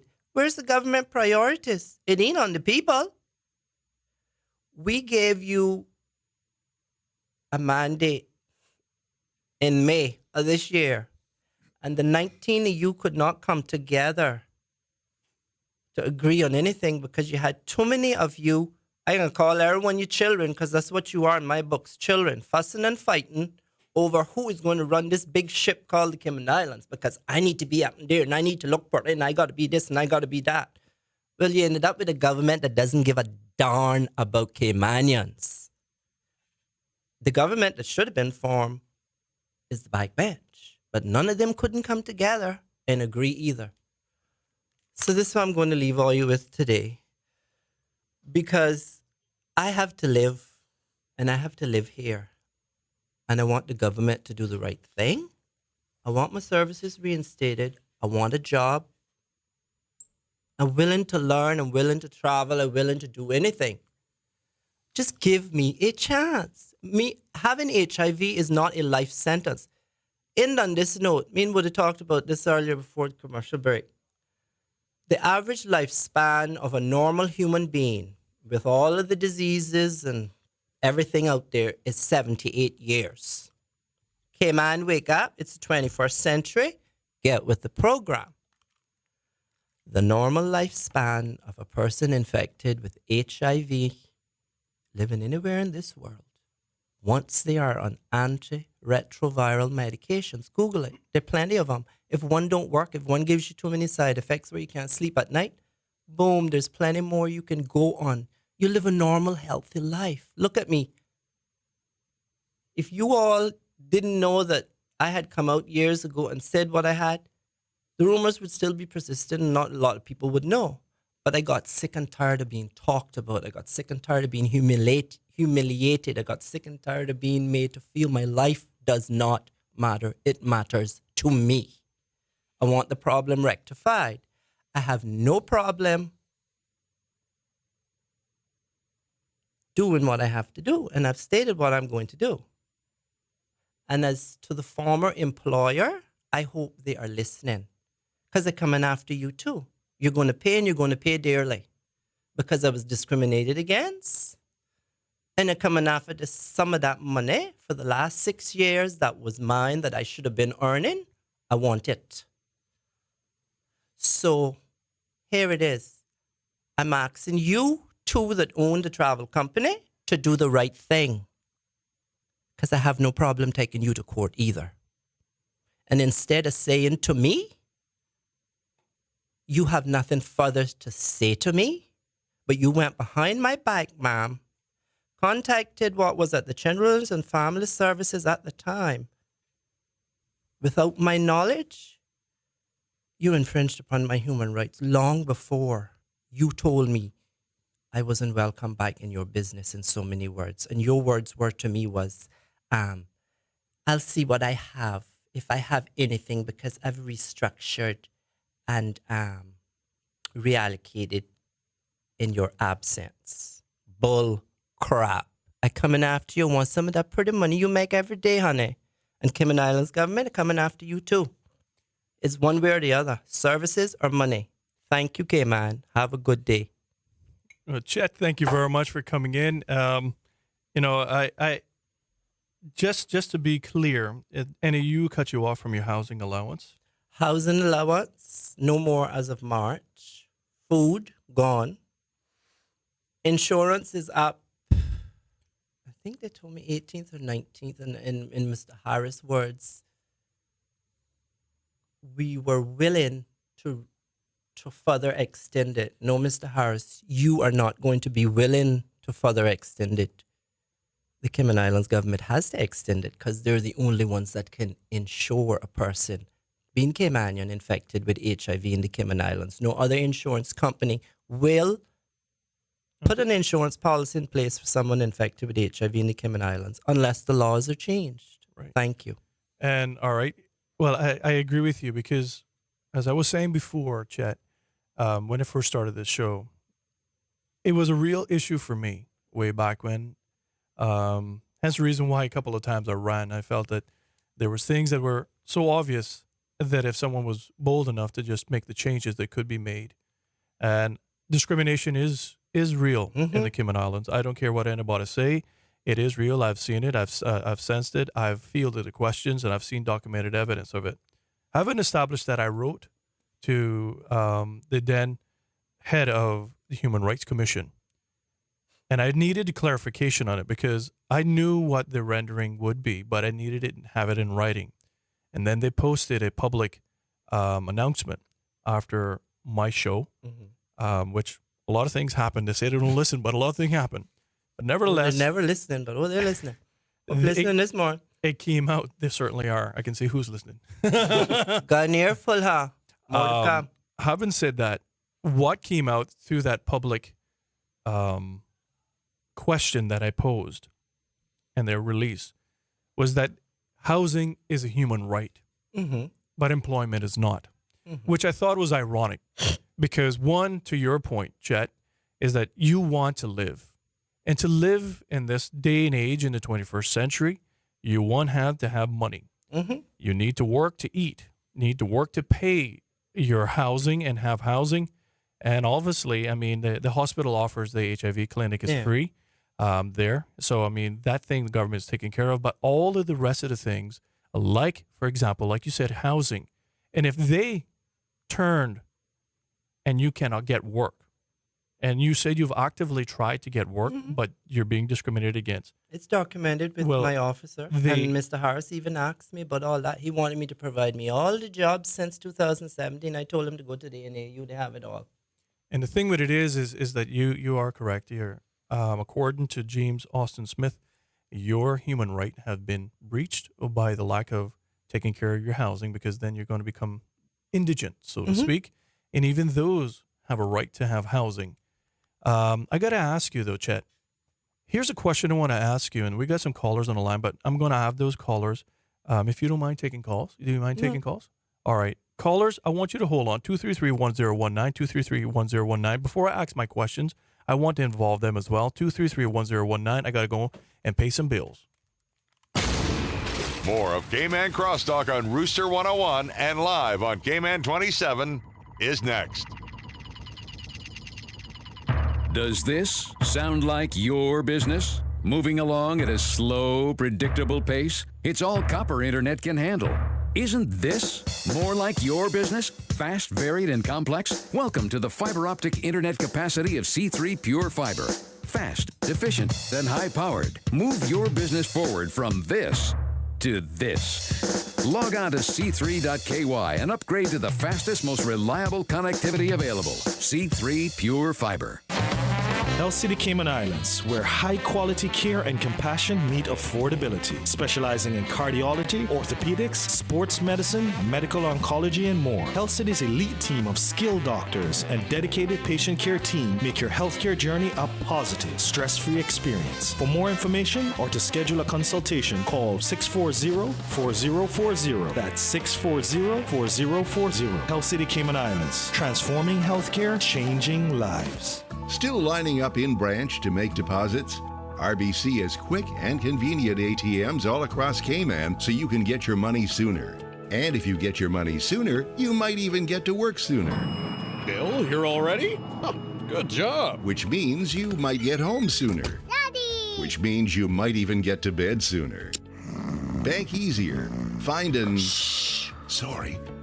ATM near you at CaribbeanDigital.rbc.com. From creepy clowns to Day of the Dead Zombies, It's Your Party is your Halloween headquarters. For the kids, find their favorite Marvel hero, including the Black Panther. Fortnite costumes arrive this week. If your princess wants to be a princess, shop It's Your Party. Find baby and dog costumes too. Shop aisle after aisle of the hottest costumes, including the sexy ones. Build your own with a massive selection of unicorn headbands, fairy wings, legwear, masks, wigs, accessories, and more. If you're into Halloween, get into It's Your Party in Bodden Place. Now, from the Cayman 27 News Team, here are your latest news headlines, brought to you by the Cayman Pharmacy Group, with West Bay Pharmacy, Savannah Pharmacy, and Professional Pharmacy. The Cayman Pharmacy Group has a location for you just around the corner. Visit them today. Now, here's your news headlines.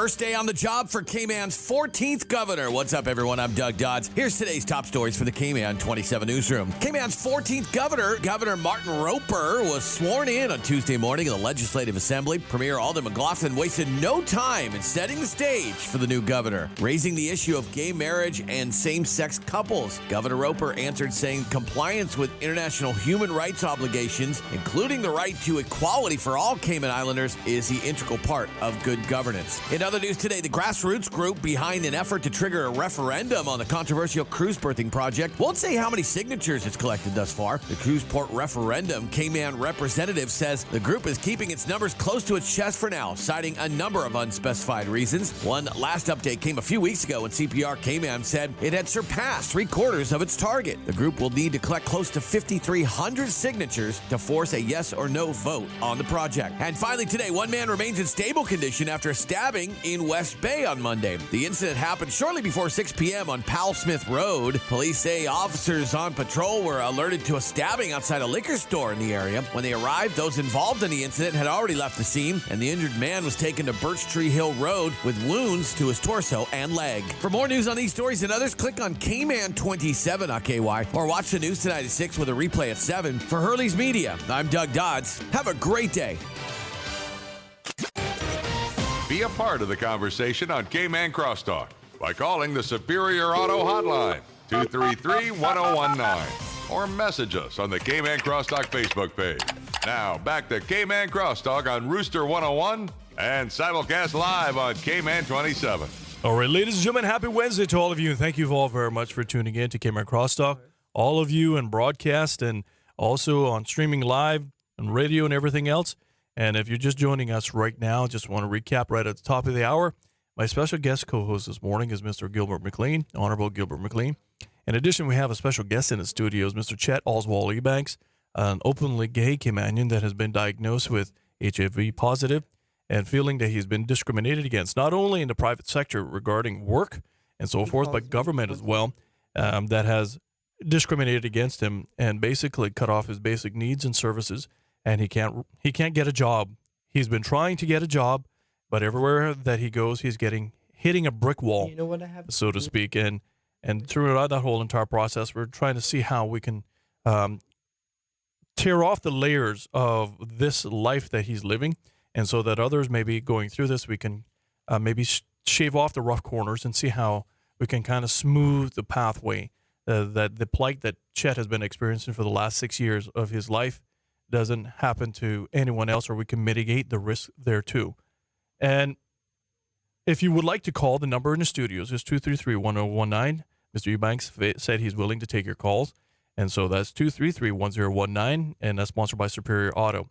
Also, we have the WhatsApp number, which is 324-1019, 324-1019. Also, the email, which is caymancrosstalk@hurleysmedia.ky, caymancrosstalk@hurleysmedia.ky, and also our Facebook page, which is Cayman Crosstalk.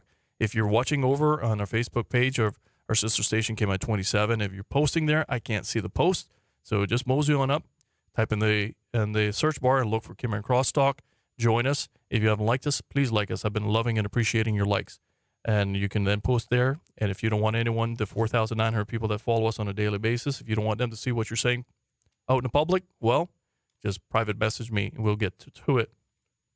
After we just left, and the last segment, Chet, we established that the Human Rights Commission in the Cayman Islands has determined that the basic need, a human right need in the Cayman Islands, on their assessment, is housing, but not work, which I thought was ironic. And I still question that, because like you said, you like to work. You are able, willing, and to work, and to your mind, you're a seen individual. You're an individual that's willing to learn and malleable, so to speak, and you just want to earn a living so that you can actually sustain yourself. You said, you're a prideful individual, and you really don't want to have to be subservient to anyone, and you really don't have to go and grovel. You don't want to grovel, but you're having a hard time meeting the basic needs. And you were cut off this year in March. Government said, well, Chet, over the last umpteen years, you received over $30,000 worth of servicing from them, and therefore they're going to cut you off. So you've been cut off from March of any kind of basic needs, especially housing, which in the Human Rights Commission of the Cayman Islands said is your basic right. And you're saying, look, my human rights have been breached. I need help. I need assistance. But you're calling out the Ministry of Community Affairs, especially Councillor Harris, because he is basically spearheading, supposedly getting jobs for Caymanians, and he's not helping you.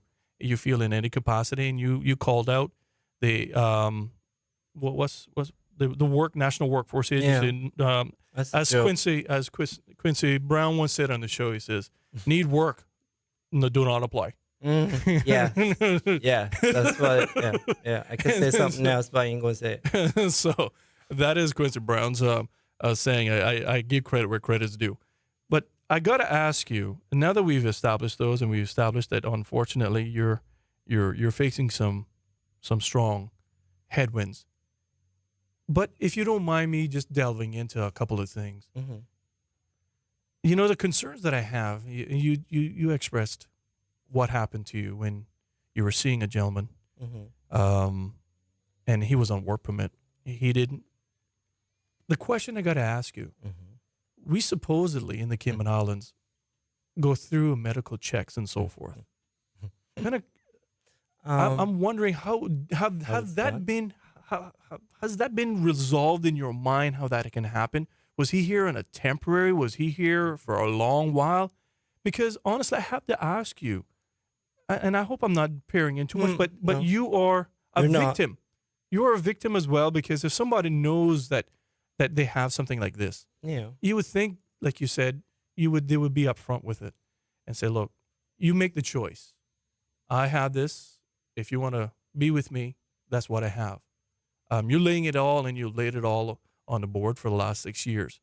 And I think most people would expect that at the very least. And so to me, you're a victim as well.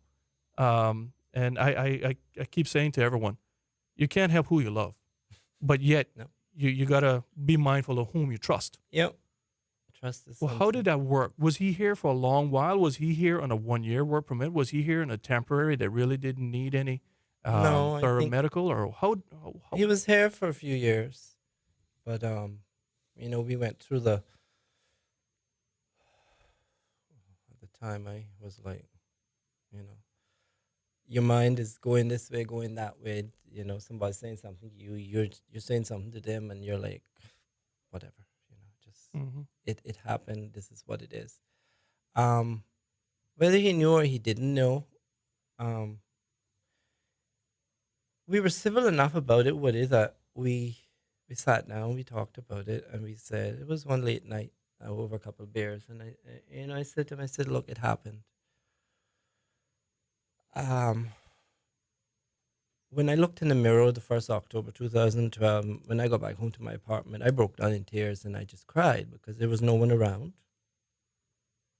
Besides the 3 people that I had just told, and my sister in Florida, and my nurse knowing, and the doctor knowing, that had steered me to where I needed to get. And, you know, you go through all these things, you're being told that you got this meeting next week with, I'll go with you, the doctor said. You can bring whoever you want to bring. I carried one of my cousins with me because they wanted to be there for support.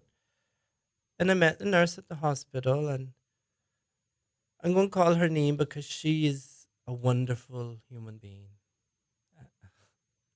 I cannot say enough about her. Her name is Laura Ilinsky. Amazing human being. Thank you, Laura. Thank you, Dr. Robertson. Thank you, Dr. Cummins. Thank you, Nurse Miriam. I went through a phase this year where I was about to come off my medication because I was angry.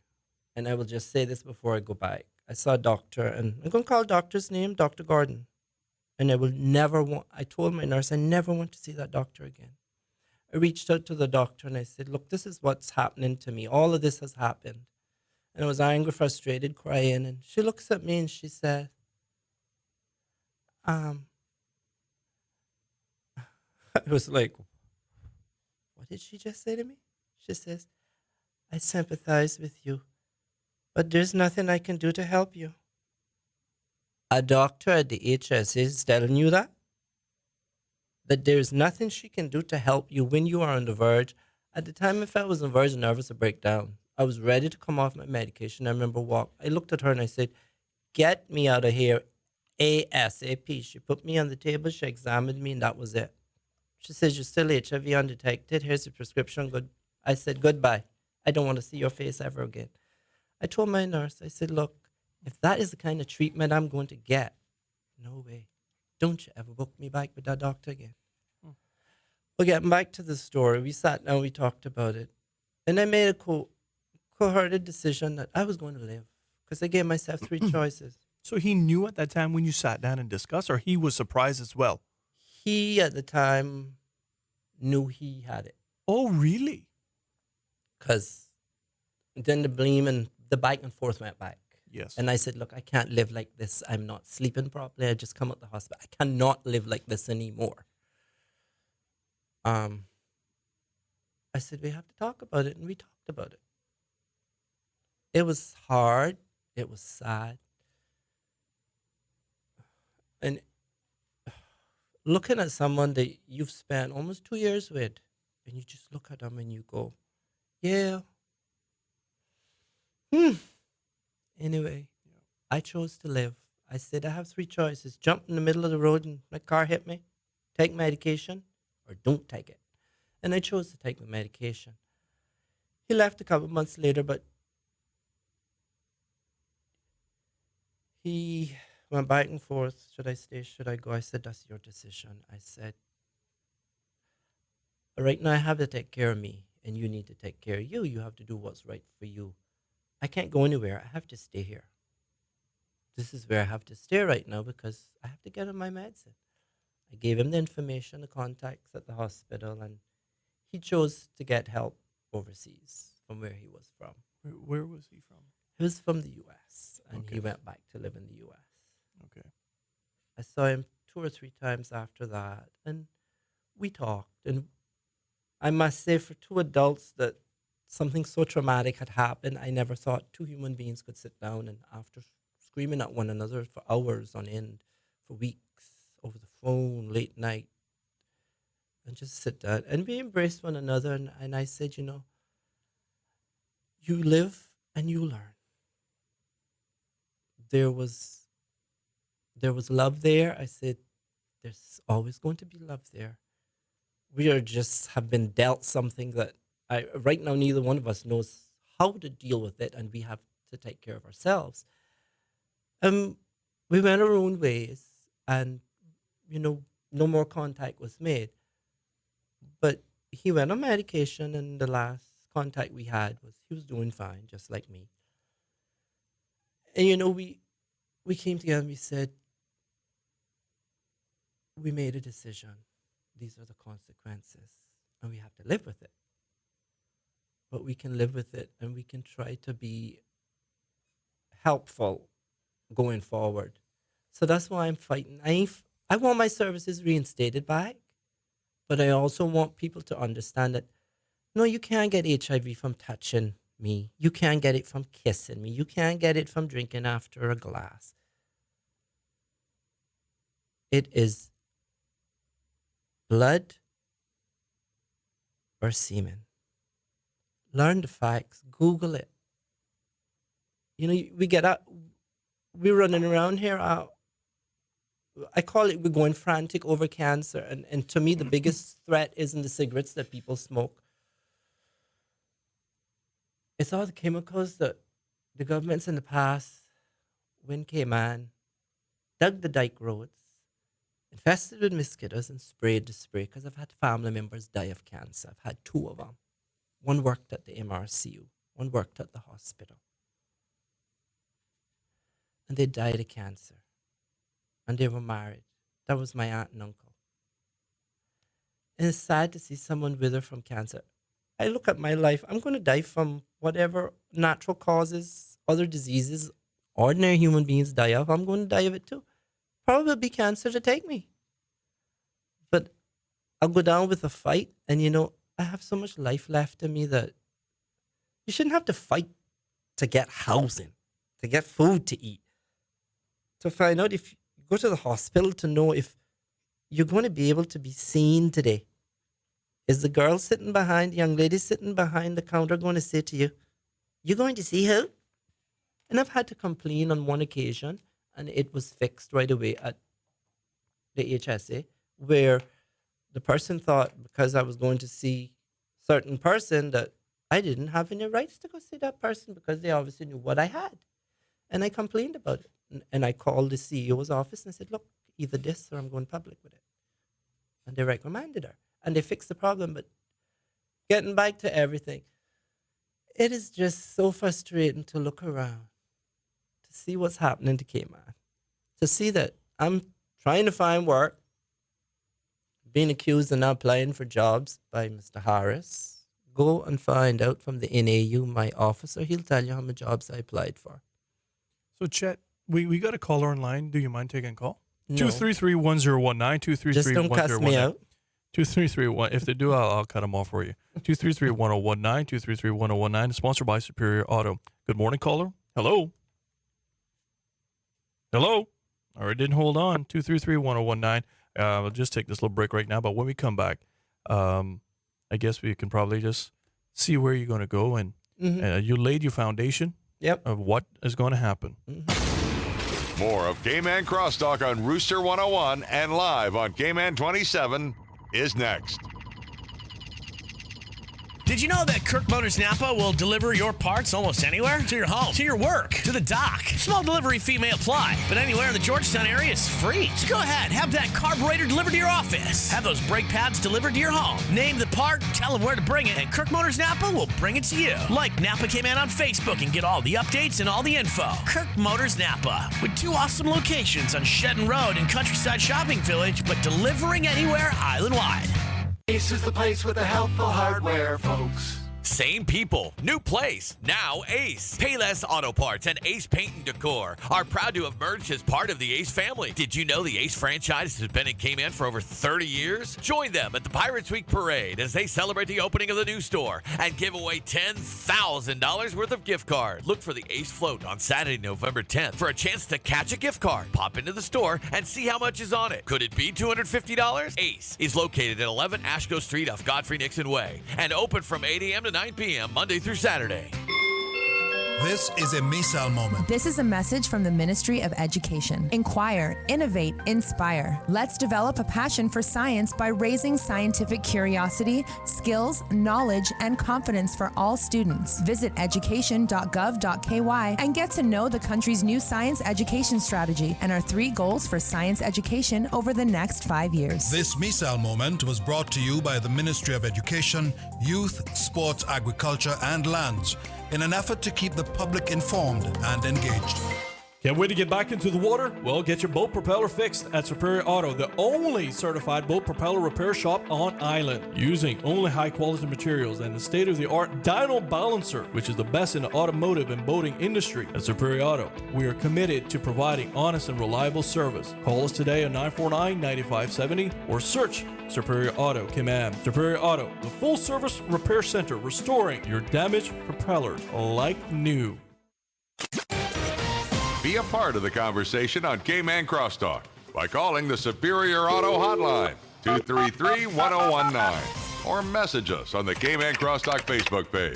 Now, back to Cayman Crosstalk on Rooster 101 and simulcast live on Cayman 27. The opinions expressed by Cayman Crosstalk, its hosts, callers, or guests are not those of Hurley's Media or its sponsors.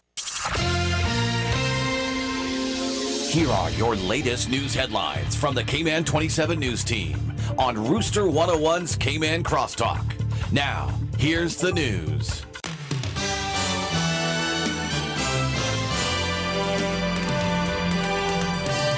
First day on the job for Cayman's 14th governor. What's up, everyone? I'm Doug Dodds. Here's today's top stories for the Cayman 27 newsroom. Cayman's 14th governor, Governor Martin Roper, was sworn in on Tuesday morning in the Legislative Assembly. Premier Alden McLaughlin wasted no time in setting the stage for the new governor, raising the issue of gay marriage and same-sex couples. Governor Roper answered saying compliance with international human rights obligations, including the right to equality for all Cayman Islanders, is the integral part of good governance. In other other news today, the grassroots group behind an effort to trigger a referendum on the controversial cruise berthing project won't say how many signatures it's collected thus far. The cruise port referendum Cayman representative says the group is keeping its numbers close to its chest for now, citing a number of unspecified reasons. One last update came a few weeks ago when CPR Cayman said it had surpassed 3/4 of its target. The group will need to collect close to 5,300 signatures to force a yes or no vote on the project. And finally today, one man remains in stable condition after a stabbing in West Bay on Monday. The incident happened shortly before 6 p.m. on Powell Smith Road. Police say officers on patrol were alerted to a stabbing outside a liquor store in the area. When they arrived, those involved in the incident had already left the scene, and the injured man was taken to Birch Tree Hill Road with wounds to his torso and leg. For more news on these stories and others, click on Cayman27.ky or watch the news tonight at 6 with a replay at 7. For Hurley's Media, I'm Doug Dodds. Have a great day. Be a part of the conversation on Cayman Crosstalk by calling the Superior Auto Hotline, 233-1019, or message us on the Cayman Crosstalk Facebook page. Now, back to Cayman Crosstalk on Rooster 101 and simulcast live on Cayman 27. All right, ladies and gentlemen, thank you all very much for tuning in. Happy Wednesday to all of you. And if you're just tuning in right now, I have in the studios with me my special guest co-host. He hasn't said a word really right now. He's just listening. The Honorable Gilbert McLean, whom, Chet, to be honest with you, you should thank that created Cineco while he was the minister of health. And in addition, if you want to call 233-1019, 233-1019, sponsored by Superior Auto. In addition, I have the WhatsApp and the Facebook page. Our WhatsApp number is 324-1019. And before we take this call, I just want to lay foundation. Mm-hmm. There's several different messages that came through. People were concerned how your partner could be here on a work permit from the United States and not be detected. And we were having a little sidebar conversation, and you were saying that, for example, you right now, if you took a blood test, it's not showing up. So some people are carriers, and with good medication like yours, it can actually subside to the extent that it's not a marker on your medical form. And so therefore, someone could be here on a work permit, you're saying, that has taken all the tests, and if they're a carrier or if they're on medication, it would not show up as HIV positive. All right, just want to lay that. Here's a caller. Hello, caller. Good morning, sir. How are you? Hey, good morning, Woody. Hope you're well. Hi, Chad. It's Noel. Hello, how are you, Nolly? I'm good, bro. I sort of got onto the show a bit late this morning because someone actually messaged me and told me you were on because I was a bit busy doing other things. But I just want to say to you that I understand totally what you're going through because, as you know, I give lectures and stuff on HIV and other things in the community and so forth. And trust me when I tell you, it's like banging your head against a cement wall. Trying to get people to understand how this virus is spread. Getting them to show interest in protecting themselves and other issues and stuff that we face on a daily basis. But first, I'd like to say, I really appreciate you coming out and putting your story out there because I think if a lot more people would do that, it would make life a lot easier for us. And, that's out there fighting on the front line.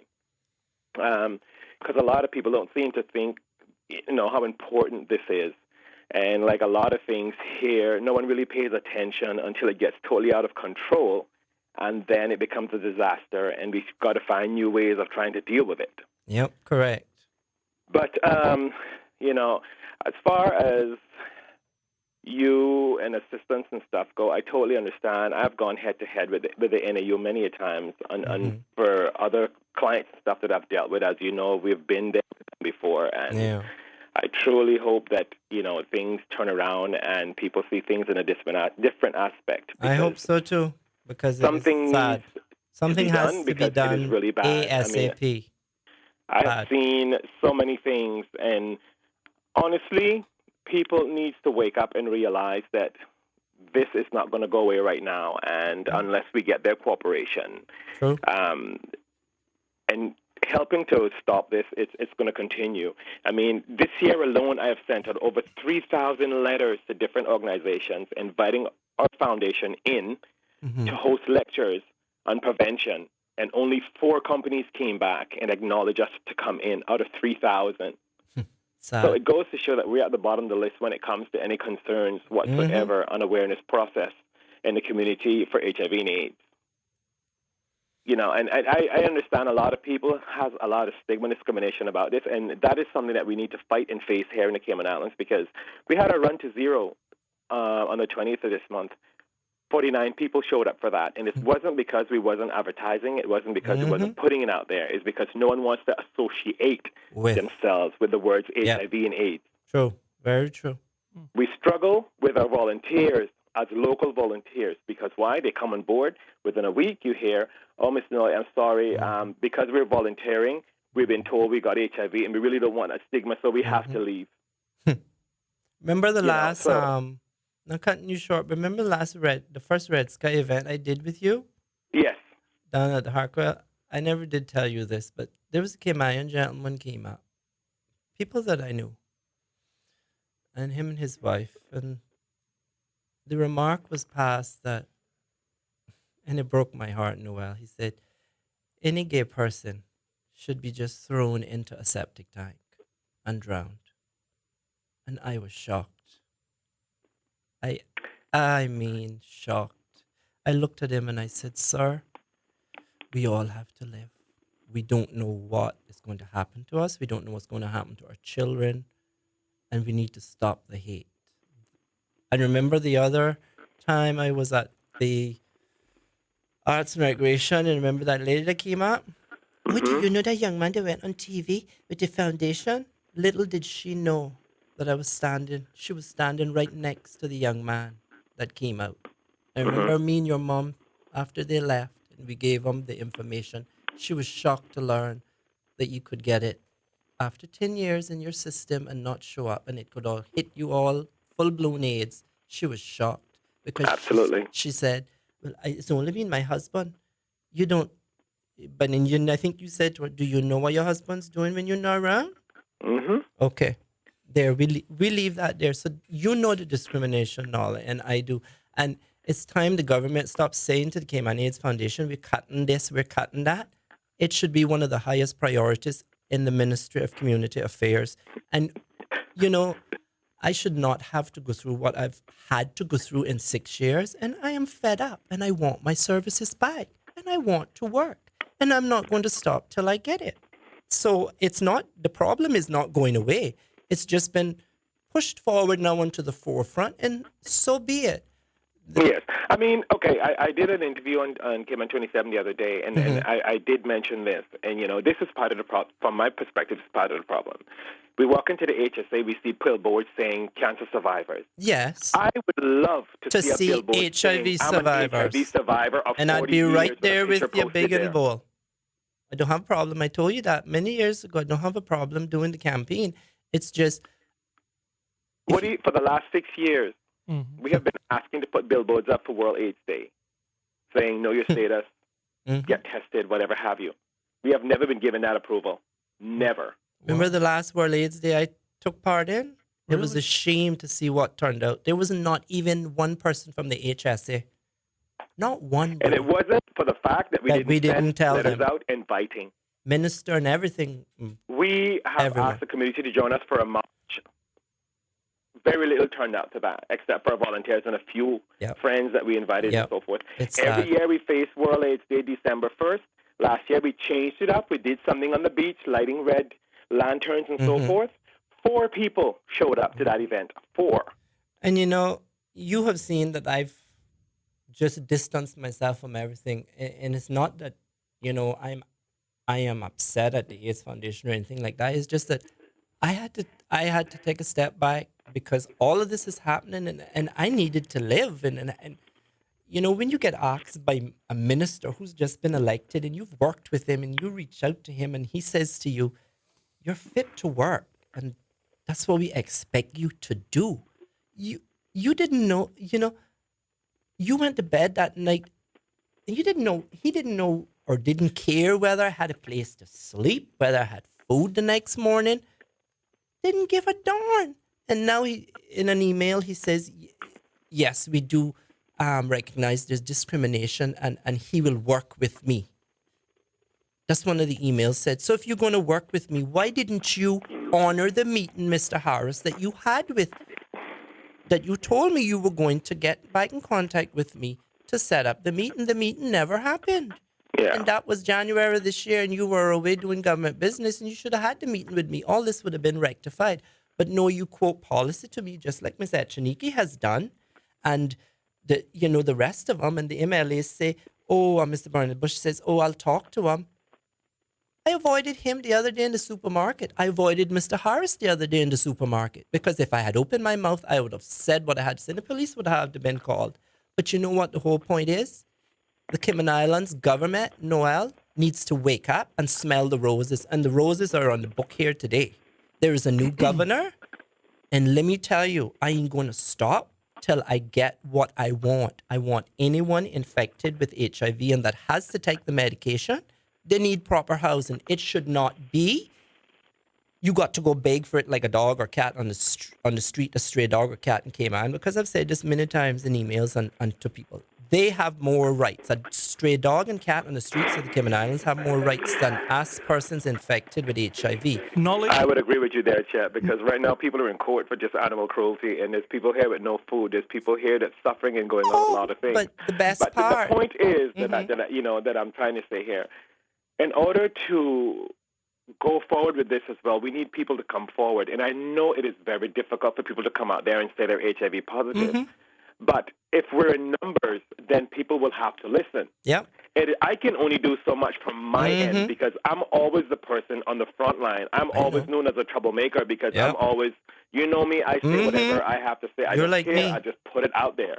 I take so much and no more, and I've reached my limit. And it's time that... It's hard for me to fight the battle on my own. I need support from the community. I can't go in there and say, well, I've got 600 people back here that needs assistance, blah, blah, blah. Where are the 600 people? It's like when they have any other events going on, I notice it's packed with people. Packed to the brim. Packed to the brim, but HIV... The foundation itself would love to do more to assist, but there's for no a financial funds. reason, we're unable to. And the government... receive, $45,000 a year from government to assist the foundation. And that's outlined in what we are allowed to use that money for. Mm-hmm. So that's when sad. it comes to fundraising efforts, we battle with fundraising to raise money. I know Honestly, the struggles you all have. There's times that we don't even get a salary because we take that money and put into a community project. To help. It's sad. Nolly, can I ask you a question? It's sad. Yes, sir. I think something came up today that both you and Chet declared, and it's an educational issue. And I think both of you said it well, is that unfortunately, you're doing your best to make sure that people are educated as much as possible, and there's this stigma attached to it. And as Chet said, you know what? You're not going to come. You can shake my hand. You can hug. You can embrace me. You can do anything you want to me. I'm not going to give you HIV. Now, it only spread by blood and also by semen, right? And so blood, semen, and vaginal fluid, yes, sir. Yeah. Right. So having said that, but there's one thing that came out that, to tell you the truth, even taken me back. And I wouldn't say that I'm the most wise individual in the world, but Chet brought out the point that he says, his partner for like 2 years was here in a work permit. And most people think that you take a blood test and it will come back and be clean and so forth of that nature. But Mr. Woody? Chet declared that you can be a carrier and it doesn't hit you, could be 8 to 10 years and it hits you full-blown AIDS. And so you can be a carrier and it doesn't detect it. And you wonder how many other persons are here. This is the first question I want to ask you. How many other persons could be here with just carrying the HIV possible? Well, AIDS will show up, I would imagine, because it's full blown. You just can't be an AIDS carrier. The process is, Mr. Woody, but we all know that for a temporary work permit, there's no testing involved to begin with. 1 year. And my thing of doing lectures with the community and so forth, everybody says to me, oh, Noel, we don't have to worry. We have sex with expatriates, and they're tested, and we're okay. That's not the point. There's always a waiting period. You can get tested today, and within 3 weeks, you can, HIV antibodies will show up to say that you're HIV positive. So if you're here on a work permit and have done an HIV test for 2 years, anything could happen within that 2 year period. And you're not now, tested. if you have the money, you can go overseas and get tested. If you're found to be positive, there is no way of anyone in the Cayman Islands knowing that you're positive. So if you choose to, you can work for the remainder of your work permit. Take medicine from overseas from your doctor. No one knows why, sir. You go up every 3 months and you come back with your medication. Wow. And another thing I just learned the other day, one of the pharmacy people at the HSA, the main pharmacy there by the entrance of the hospital, told me that I can get 3 months supply at a time now. So I was like, great, I don't have to spend $4 on a bus fare every month. And he looked at me, I says, I'm not working. No one would hire me because of what I have. $4 a month out of what I'm living off of right now means a lot to me. Yep. That's a pike of something for me to eat for 2 days, okay? So if they think that $300 that they were giving me went far, shame and a disgrace and a cry on them. Oh, it's sad. You know, Nolly, I'm just kind of curious. Having established all of that, do you in your foundation? Obviously, you've come across those individuals that have been diagnosed with HIV, and also those that have full-blown AIDS in the Cayman Islands. Are they going through the same discrimination that Chet is going through in terms of having a difficulty finding gainful employment, i.e. work? I can't say, Woody, that 100% of them are. Some of them are working. But first, let me make it clear. I don't have access to the entire HIV database. Okay. I only get involved with persons that are referred to me via the HSA that's seeking assistance with help, perhaps to be put through the needs assessment unit for assistance and so forth. Right. I have faced major problems with them in the past. Believe me when I tell you. I would like to say that I take my hat off to Mr. Ozzy because that man has a heart. Yep, and regardless of what went on with the NAU, I would always reach out to him. For instance, we had a problem where when I went there to discuss anything with a person, even if they signed a disclosure giving me permission to act on their behalf, they refused to give me any information. Then they wanted me to stand in front of this glass and discuss who I was talking about and what it was about with everybody in the back of me, and I refused to do it. Did same thing to me. Wow. It's ridiculous. You know, there's just so, Buddy, this topic could go on from now till after Christmas. I could write a book. Nolly, you know, I've had you on before, but I think given in light of this and Chet going through all of this, we need to have another educational process. Reach out to me and let's see if we can book some time to go through this education process, especially things that came to light. We got a ton of social media that people were surprised that it just doesn't show up on the testing, and what you all are saying, the big loophole, the chasm that is there that could allow this to happen, I think has shocked a lot of people, to be honest with you. Not, I don't want anyone to think that I'm targeting expatriates. No, but you're highlighting an issue. Because we have our own Caymanians here, too, that needs to step up to the plate and get tested and know their status. And go on medication and stop being afraid. They need, instead of shunning people and pushing this discrimination out, they need to learn how this stuff is transmitted. Yeah. Well, that will break the stigma down. And you know one thing that should happen after this. This is what I would like to see the government do with this new immigration board or whatever who takes over work permits or whatever. Every year, anyone on a work permit here needs to be tested for HIV, for any sexually transmitted disease. Because right now it is you come in, you get a permit, and if you get a permit for 3 years, you just get that test done. And God knows what you have when you're coming here. No one knows. And you could get HIV, like we've discussed many times before, and go overseas and get the medicine from your doctor and come back here. And no one knows because you don't have to open your mouth. And a lot of that is going on here. And government needs to change. Work permits holders need to have a HIV test every year. Okay, we're targeting work permit holders, I understand. That's fair enough. Yes. But to be honest with you, there's people that come off those cruise ships that have sex with people here in the Cayman Islands on a daily basis. No record of them. No record of nothing. Positive or carrying an STI. Yep. People coming on by the air.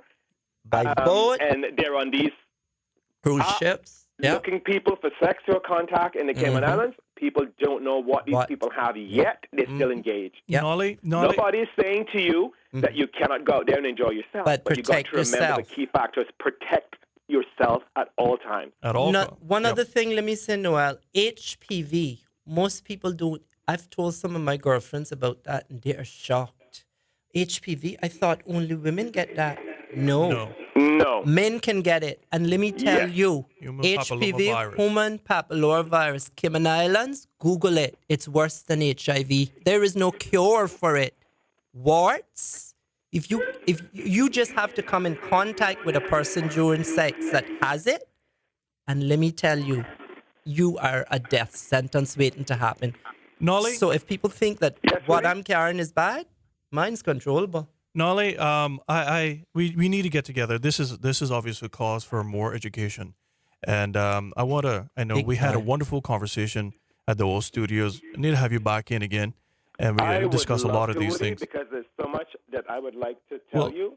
Here's a question that came the to you, foundation Nol. itself, we have gone through a traumatic amount of problems this year. We've lost our office due to funding, and the building was sold, and there's just so much. And we want to do so much more, but without support, And we're going to funds. find ourselves in problems. Government needs to step up to the plate, and not tomorrow, today.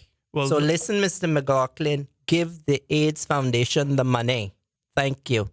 They can find 500,000 for other places. You can send overseas to another Caribbean country, but while your own people here is suffering, and no, that's just ludicrous. Come on. I got a couple of comments, and Nolly, I want to read them before you leave.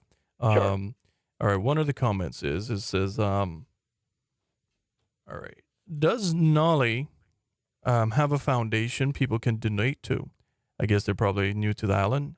Funds can go to that foundation to help situations as what Chet is going through. That's one question. Maybe you can give the details of that and explain how the Cayman's AIDS Foundation works as well. Sure. You can just basically either email us at info@caf.ky or log on to our website and click the link that says donate. Or perhaps email me personally, which is noel@caf.ky, and I'll be more than happy to provide you with any information that you would like moving forward. I'd be glad to sit with anyone and discuss what problems and stuff we're going through. Because our biggest problem, Woody, is that everyone that we speak to, even internationally, we try to get funds, and the first thing we're being told, well, your government seems to think the Cayman Islands doesn't have an HIV problem, so why should we fund you? There you go. Everybody on the island is thinking that we're getting this mass amount of money from government. We're not. Right. We're not. So, and because we're always out there smiling in the community and doing what's expected of us, whether or not we are being paid, because many a times we're not being paid. There's just no money to pay us. We still do the job. So I just think that it's time the record be cleared and set straight exactly what we're doing, where we're at, and what we're looking to move forward in doing. All right. And I'm willing and able to the last breath till God takes me from this earth to do. But like I said, I had to step back. I was becoming homeless. I had to take care of me first. And I am still willing, Noel, to help you and your mom and the foundation do whatever I can do. But I refuse to have a government that has $200 million, over $200 million, whether it's here or US, in the bank to tell me I cannot get proper housing, I cannot be assisted with food, and I cannot get my insurance indefinitely. And if Mr. Austin at the Human Rights Commission can say to me, your cases are closed with that complaint I put in with the NAU and the ministry and the MLAs, and also with Cayman Airways, who would not hire me because of what I have, it is sad. It is sad. Well, here's some comments, and I got to go and take a break. But it's kind of it's. I want you to give me that thing for James Austin Harris as well, because I do have the press release that came out from my show that asked about it. That human rights, which he chaired at that time, saying that housing is a human right in the Cayman Islands. I know it is. And so, if that means that government has to help in a capacity, and I know government has a policy, I think is 3 months, and you should get a job. But if you can't get a job, government still should make every effort to make sure that you obtain gainful occupation, or vice versa, help you with that housing. They're not interested in WADA, not interested. NAU's not interested. The Ministry of Community Affairs, and especially Ms. Teresa Achiniki and Mr. Austin Harris, counselor for the ministry and Prospect. You need to step up to the plate. Stop promising Caymanians you're going to help them as a government and help your people. They are people like me that want to work, have this disease. Don't just tell me discrimination is rampant and the government's looking at it. So to fix the problem, you should have said, Chet, come in. We're going to reinstate your services ASAP. We're going to get you in to get you up to date with the latest. I've asked time and time again in WDA about Microsoft getting training, proper training for the up-to-date stuff. These people running around like headless iguanas that are being killed around here, they don't know who to turn to. I've had them tell me, no, the library system does not offer Microsoft Office, and it does free. And then somebody comes and hands me the form from the NAU and said, this is what you need. You're so frustrated at that point, you don't even want to go to even sign up for it, Woody. Right. It's All right, aggravation. Nolly, thank you very much, and I look Thank forward you, to... Noel, for your support. Tell your reaching mom out to you hi. again. Mr. Woody, I'll be in touch with you, sir. Thank you, buddy. And just before I hit this break, I got to Just go pay some message bills. me later, Noel, please. It says, it's such a shame that in 2008, people are going through what Mr. Eubanks is going through.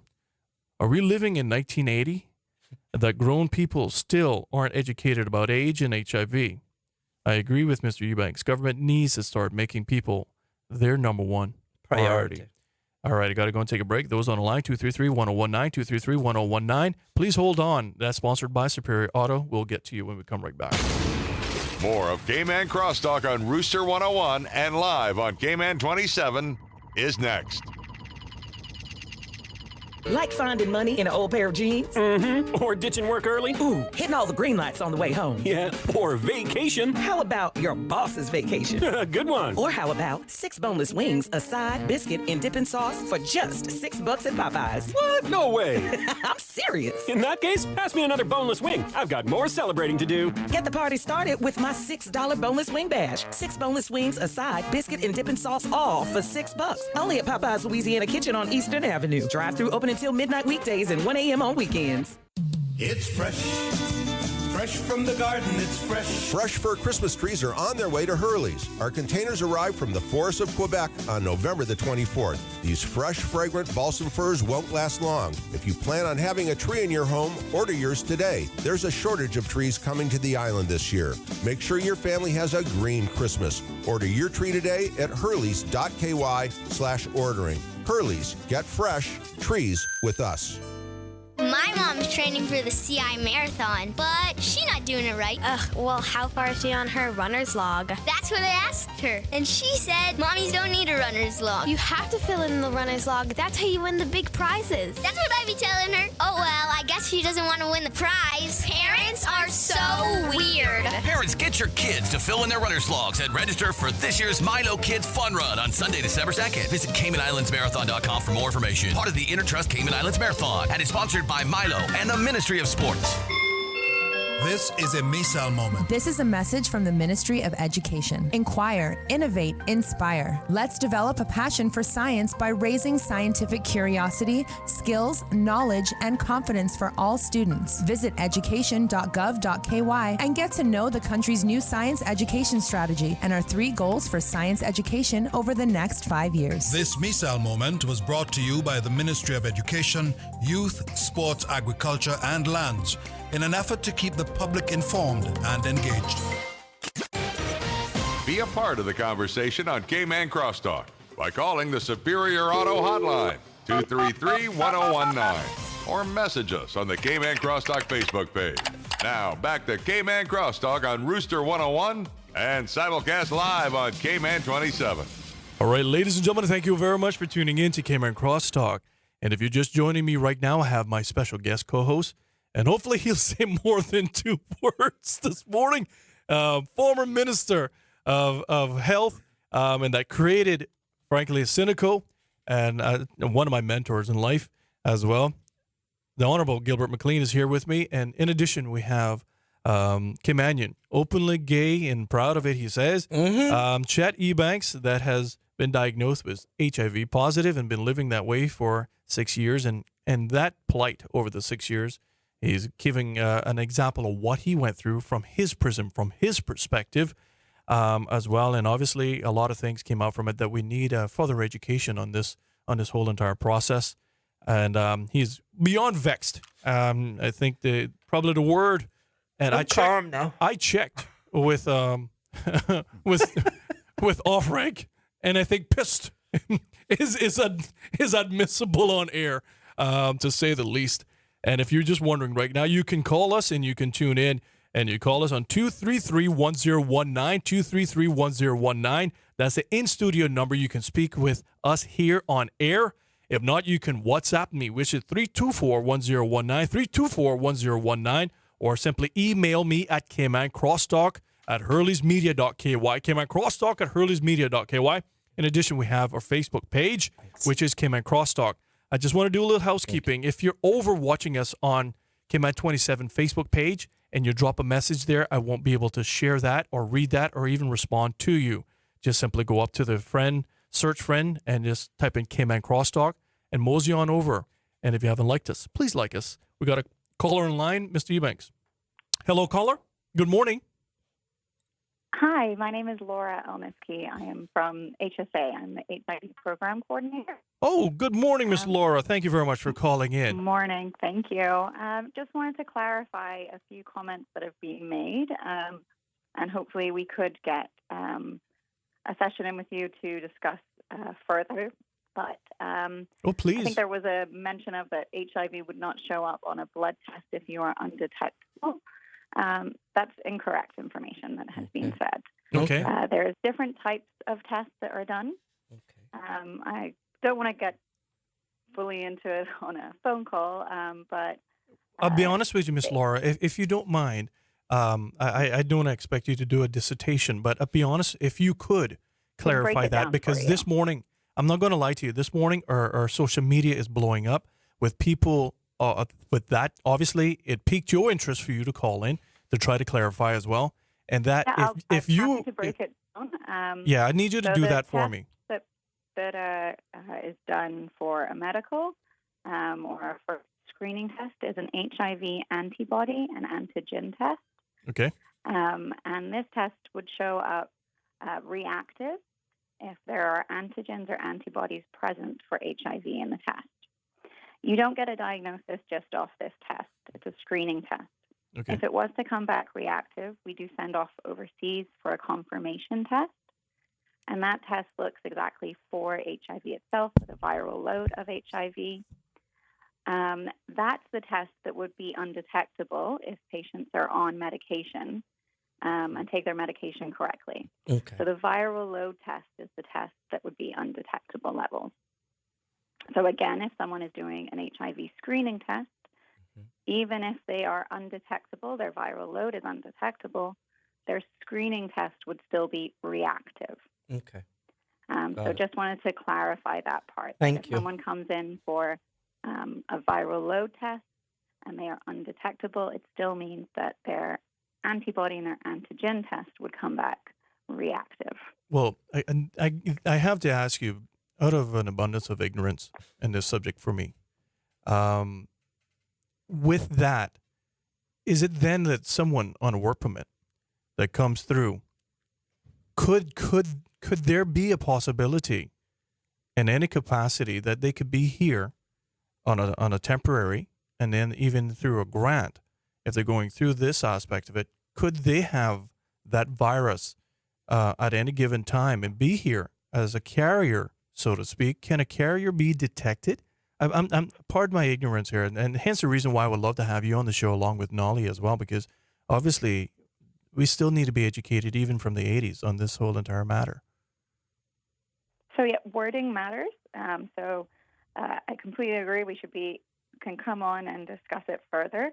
But the wording definitely matters, especially with HIV. The wording of someone being an HIV carrier, it would be someone who's HIV positive or HIV negative. Going back to the test, so if it's a work permit test, that is a screening test. It's an HIV antibody and antigen test. Someone who is positive, that would show up reactive.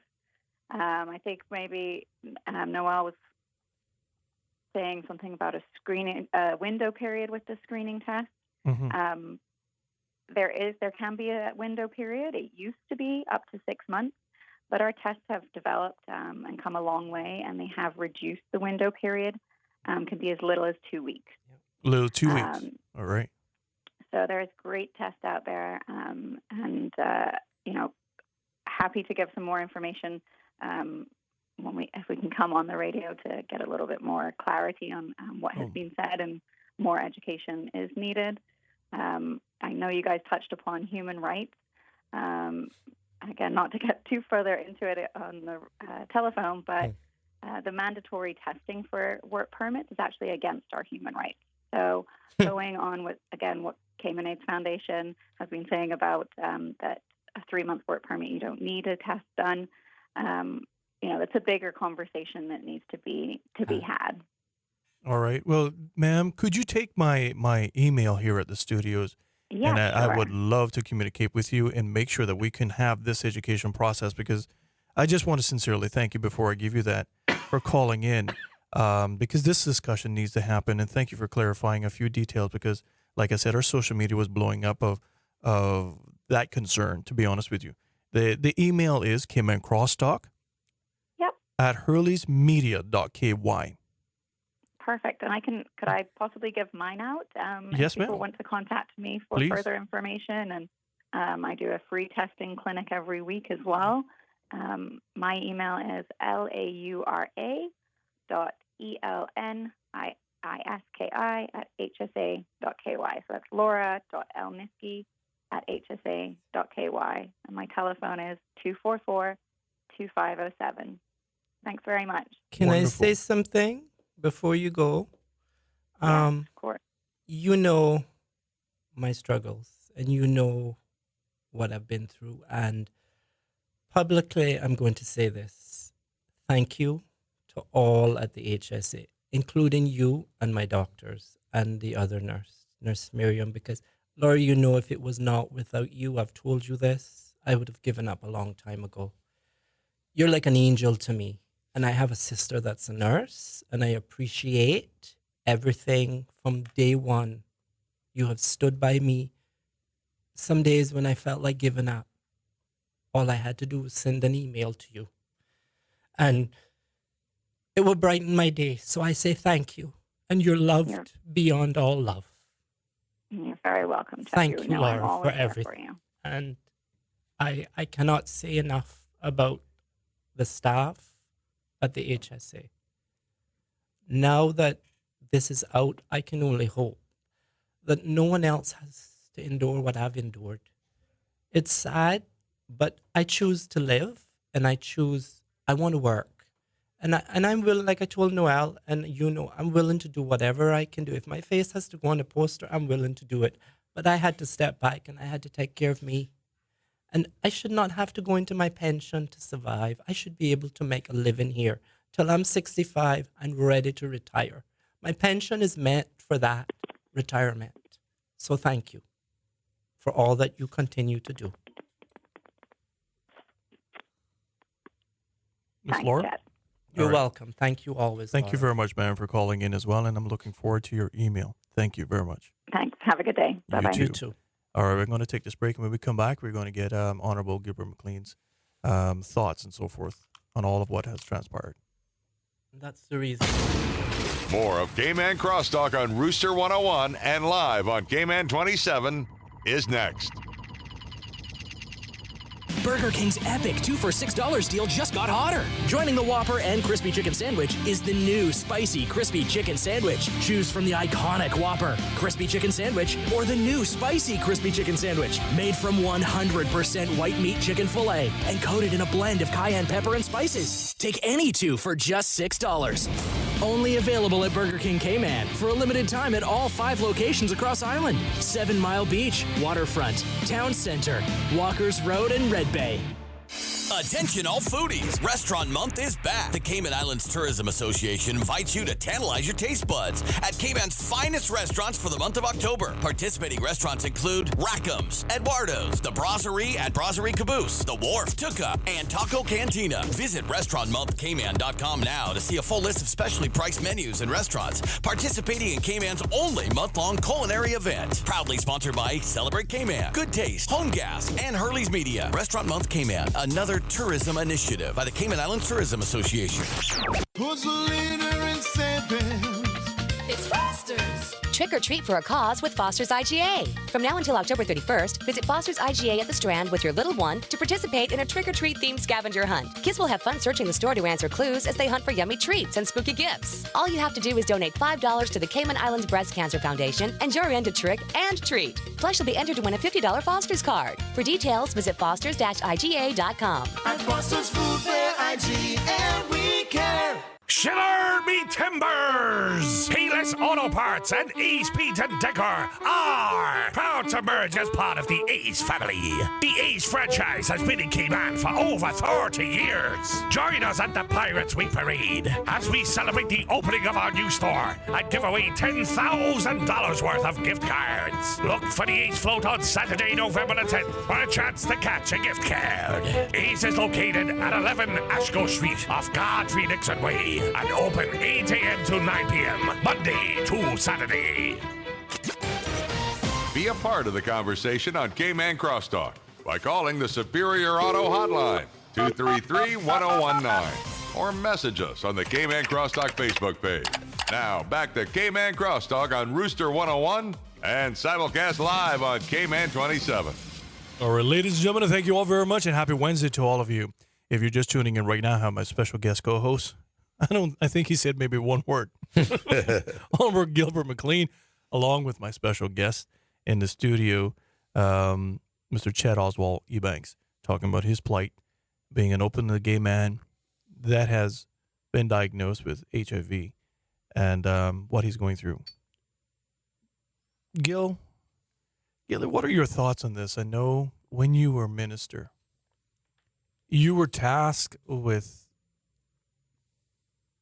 a bunch of problems that came out was going through the transition at one particular point, that we saw an industry, as Chet was saying, that laws need to be changed for there to be effective change, really. I changed some of them too. And, we saw discrimination happen in that way. And what a lot of people need to realize is that our Bill of Rights that's enshrined in our administrative document, i.e. our Constitution, is only a vertical rights, which is to the government, to us, but is no horizontal rights from you to me in the private sector. And that is what, unfortunately, many Caymanians like Chet is going through, that there's really no recourse of saying I've been discriminated against because of my sexual orientation. And he's a double whammy as well. Not just that, but he's going through it because he has HIV. We really don't have a recourse in our courts that's clearly defined in that way. And with the Human Rights Commission, with my query to them, and I knew that would come out, that's why I wanted the press release to come out to that end, you're not guaranteed work. That's not a human right, which to me I thought was odd in a state that we're in. Ludicrous. I got to ask you, what are your thoughts of what you're hearing this morning, Gilly? Well, Woody, thank you for inviting me to be here this morning, and I expected to have been here earlier, but I've been here quite a while now. But I've listened attentively and with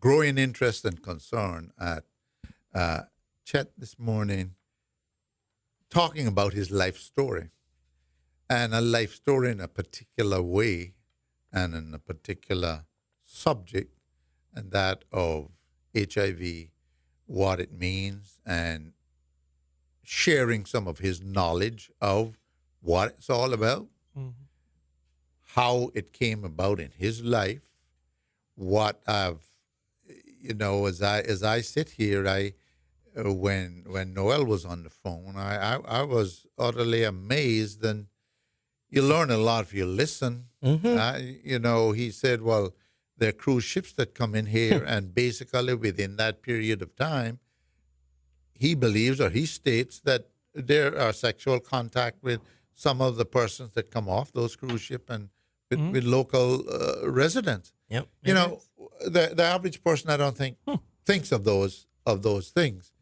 But I believe, for certainly it's my opinion, that if there is a time or a moment when the question of HIV and AIDS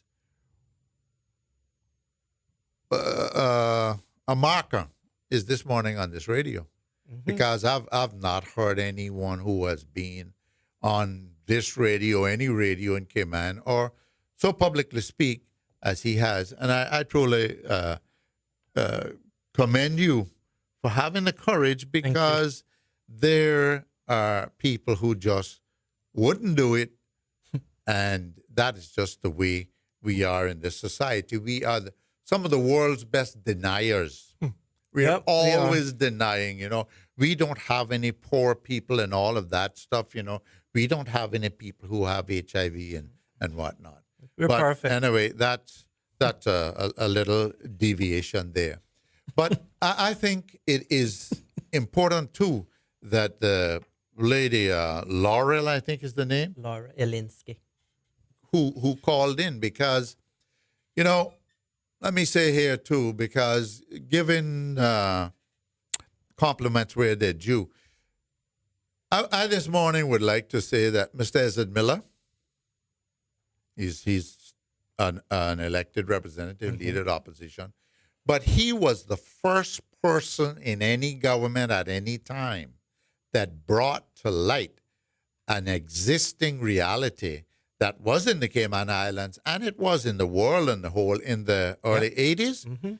And he was, he went through all sorts of criticism that he would even mention that here in Cayman or talk about it and all the rest of it. At that time, and here's where I think the clarification from Laurel came in handy. I remember clearly at the time the people who he brought and who knew of it here to speak on different fora and whatnot said that it could be a person could have it up to 12 years, if I remember correctly, and not go into full-blown AIDS. And that if you even tested them, they wouldn't necessarily show that this has happened. Now, here, the public, I think, at large should be informed to realize now that science has moved to the point that they can actually detect it much, much earlier. And that is something in itself which should encourage people who wish to go and get tested. And certainly it is something which, I advocate that that person should do where there's the slightest doubt, or if you just want to find out where you might be at. I remember also as Minister for Health, I attended a conference in St. Kitts, myself and Ms. Andrea Bryan and Dr. Kumar, which was put on by the Foreign and Commonwealth Office, and it related to an effort against the discrimination against people living with HIV and AIDS. When we came back, we brought certain documentation. At that time, it was much more highlighted than what I hear happening here in the island at this time. To my mind, even back in the early 80s when Mr. Miller was Minister for Health, and he had this program, which it was like pretty regular on the radio, particularly on Radio Cayman, saying to people, don't be afraid, go get tested and so forth and so on. To my mind, it doesn't seem to be that much ongoing information on it now. But today, I believe, is a watershed moment that Chet has taken this occasion, and you have allowed him as your guest on this radio. I think putting it all together, I think it speaks well for a moment of education in so many different ways, because there's been so many elements discussed here today by Chet, questions that have come in on social media that you have posed, Laurel and Noel, that this has been a most interesting time for me. And it was something which, I think I say when I was minister, we came back with large amounts of information. And I know that at that time we started the program to increase the awareness and to fight against the discrimination And that's exactly what you have raised here this morning, that it's a going on. discrimination, and you got people who, that doesn't exist, you know that. Oh, no, just don't talk about that, and everything will be all right. Sweep it under the rug. Yeah, but we don't have them the yet. other thing I remember from the early 80s, the folks who talked about this said that if you find 20 people in the society that is identified, multiply it by 10, it means you have at least 200 that is not known and might be living and not know. Mm-hmm. So I guess perhaps that particular way of looking at it still does exist. But I think it's fortunate that science has really moved forward in a major way for that the tests can identify these things much earlier. And the fact that they are retrovirals that can be taken, which again, Chet is a living example of it, while he knows that's there, that he has this condition. 1, 2, 3. He is in a physical condition to where he rightfully should and can seek work. Mm-hmm. So it's interesting to see now what happens after today. And he certainly have at Ripla. A tripla. 1 pill at night. A tripla. Okay. 3 medications. 1 pill at night. So it'll be interesting because he has physically called various names here in his experience with this whole thing and calling on them. Let's see if there's any kind of response. There should be. We know they're listening. We got to go and take a break right now, but I got several things that came through, some comments, but I guess I'll read them when I come back. Mm-hmm. And we got about 10 minutes left. Number in the studios is 233-1019 if you would like to call that. And that number is sponsored by our wonderful friends and community partners, Superior Auto. More of Cayman Crosstalk on Rooster 101 and live on Cayman 27 is next. From creepy clowns to Day of the Dead zombies, it's your party as your Halloween headquarters. For the kids, find their favorite Marvel hero, including the Black Panther. Fortnite costumes arrive this week. If your princess wants to be a princess, shop It's Your Party. Find baby and dog costumes too. Shop aisle after aisle of the hottest costumes, including the sexy ones. Build your own with a massive selection of unicorn headbands, fairy wings, legwear, masks, wigs, accessories, and more. If you're into Halloween, get into It's Your Party in Bodden Place. Advance Automotive Chevrolet is celebrating their 10th birthday by giving away $10,000 to one lucky person who buys a brand new Chevrolet. Not buying a new car this year? Well then, why not be one of 10 people who could win free gas for a year? Book any service with Advance Automotive before December 19th to enter. And remember, Advance Automotive can service any make of vehicle so everyone can enter. Visit AdvanceChevrolet.com for more details or call 945-9191 to book your service today. Terms and conditions apply. It's the season to be happy. Follow along loans with RBC. This holiday, you win easy. Hurry, get a loan from RBC. With a great rate like no other. Fix your home or get that car. This holiday, get a flexible, customized loan from RBC and be entered for a chance to win a cash prize of US $5,000. Apply at rbc.com/loansnc or visit your nearest branch. Special conditions apply. Follow along loans with RBC. RBC Royal Bank. Banking reimagined. Cayman Kind is the Cayman experience. We work at the Cayman Craft Market. It is a myth that we do not need the cruise ship industry. It is a fact that when there are no ships in port, we do not earn a living. We depend on the cruise industry, and if it was to reduce by half, many others just like us would suffer immensely. We want to work and provide for our families. We need the pier. Support the piers. Support our tourism. All right, ladies and gentlemen, here's your weather. Quick low down and dirty for this Halloween. Today, you're going to have a high of 84. They say the heat index may indicate that it's around 90 degrees. You got a 40% chance of experiencing some showers, but they say it's going to be brief in passing. I call that liquid sunshine. Yes, for all of you that are tuning in right now, that is just coming in from the U.S., it's called liquid sunshine down here because you can have hot, bright, blazing sun and rain at the same time. Yes, only in the beautiful tropics. And so, therefore, the synopsis for the daylight hours is as follows. Sunshine and some clouds with some showers in areas and breezy. It's going to be breezy because winds are going to be coming at you from the east-northeast at 17 miles per hour with an occasional gust about 24. They say sea heights may be between 3 and 4 feet. And so, therefore, it's a little choppy out there. Small craft should exercise caution whilst in open water. And the wind's going to continue that easterly direction about 13. That's going to cool your surface temperatures down tonight to 80 degrees. It's going to feel like 82, thank goodness, because it's going to be a little bit breezy. But for those little trick-or-treaters out there, you may get a little bit of rain and hopefully just be passing in showers and so forth. I hope not. I cross my fingers because Jason Avenue is calling my name and my child's names on it as well. And sunrise this morning was 6:26. Sunset will be at 5:52. You got 11 hours and 26 minutes of beautiful tropical sun to enjoy. Tomorrow, Friday, and Saturday should shape up to be beautiful days. And this day should be sunny and pleasant. Join me back with Mr. Chet E. Banks and Honorable Gilbert McLean. Be a part of the conversation on Cayman Crosstalk by calling the Superior Auto Hotline, 233-1019, or message us on the Cayman Crosstalk Facebook page. Now, back to Cayman Crosstalk on Rooster 101 and simulcast live on Cayman 27. All right, ladies and gentlemen, thank you all very much. And given that time is actually ticking down, Chad, I want to read you something that came through. And I give it all here. I take it all. I get it all too. They tell me how bad I am on occasions, many occasions. And so I get it all. And I take all of them.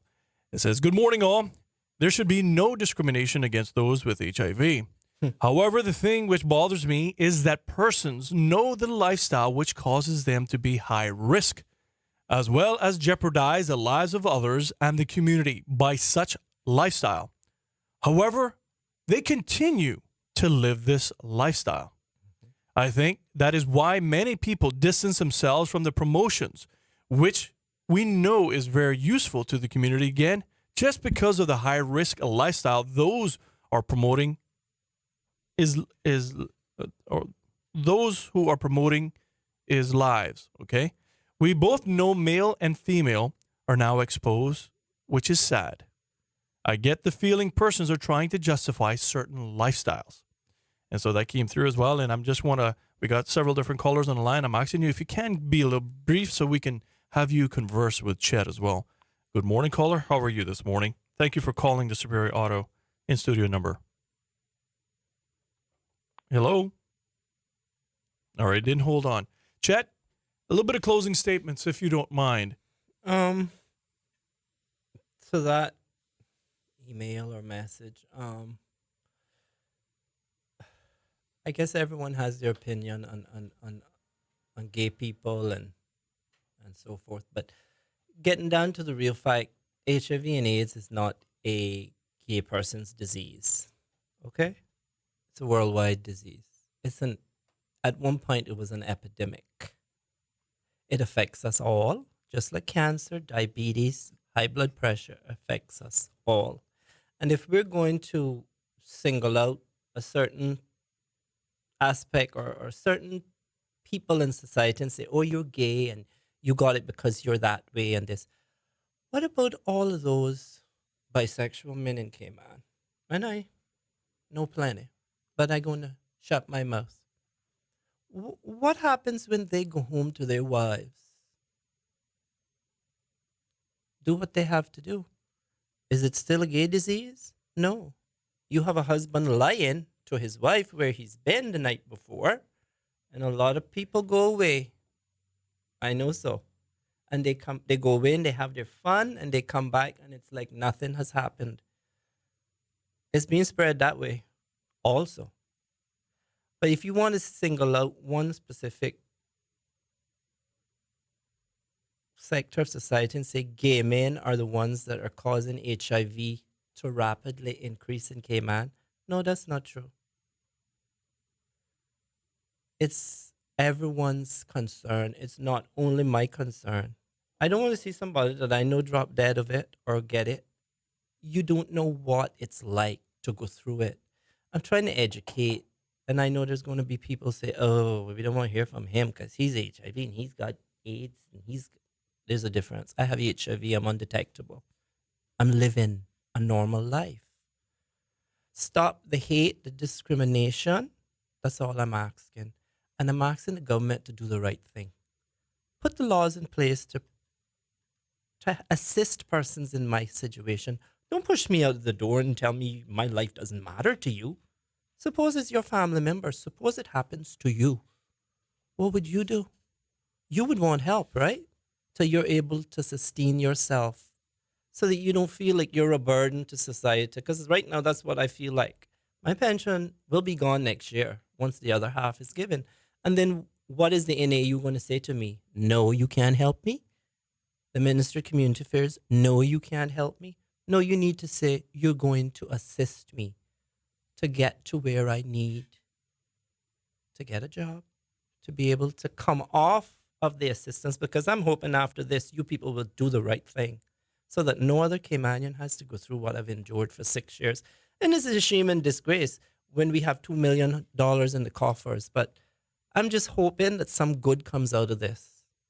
Because somebody at my age at 47 who's willing to work and healthy, regardless of what I have flowing through my veins, should not have to go into their pension to sustain themselves. And we all know how far pension will go. It ain't cheap to go to the supermarkets. It ain't cheap to rent a place. So thank you for listening. And I just hope the powers that be will listen and do the right thing. Thank you for having me, Woody. Well, thank you, Chet, for being brave. And as we discussed, if nobody knew, they know now. Yep, they do know. And Gilly, thank you very much. Tomorrow, I just want to say you got to tune in.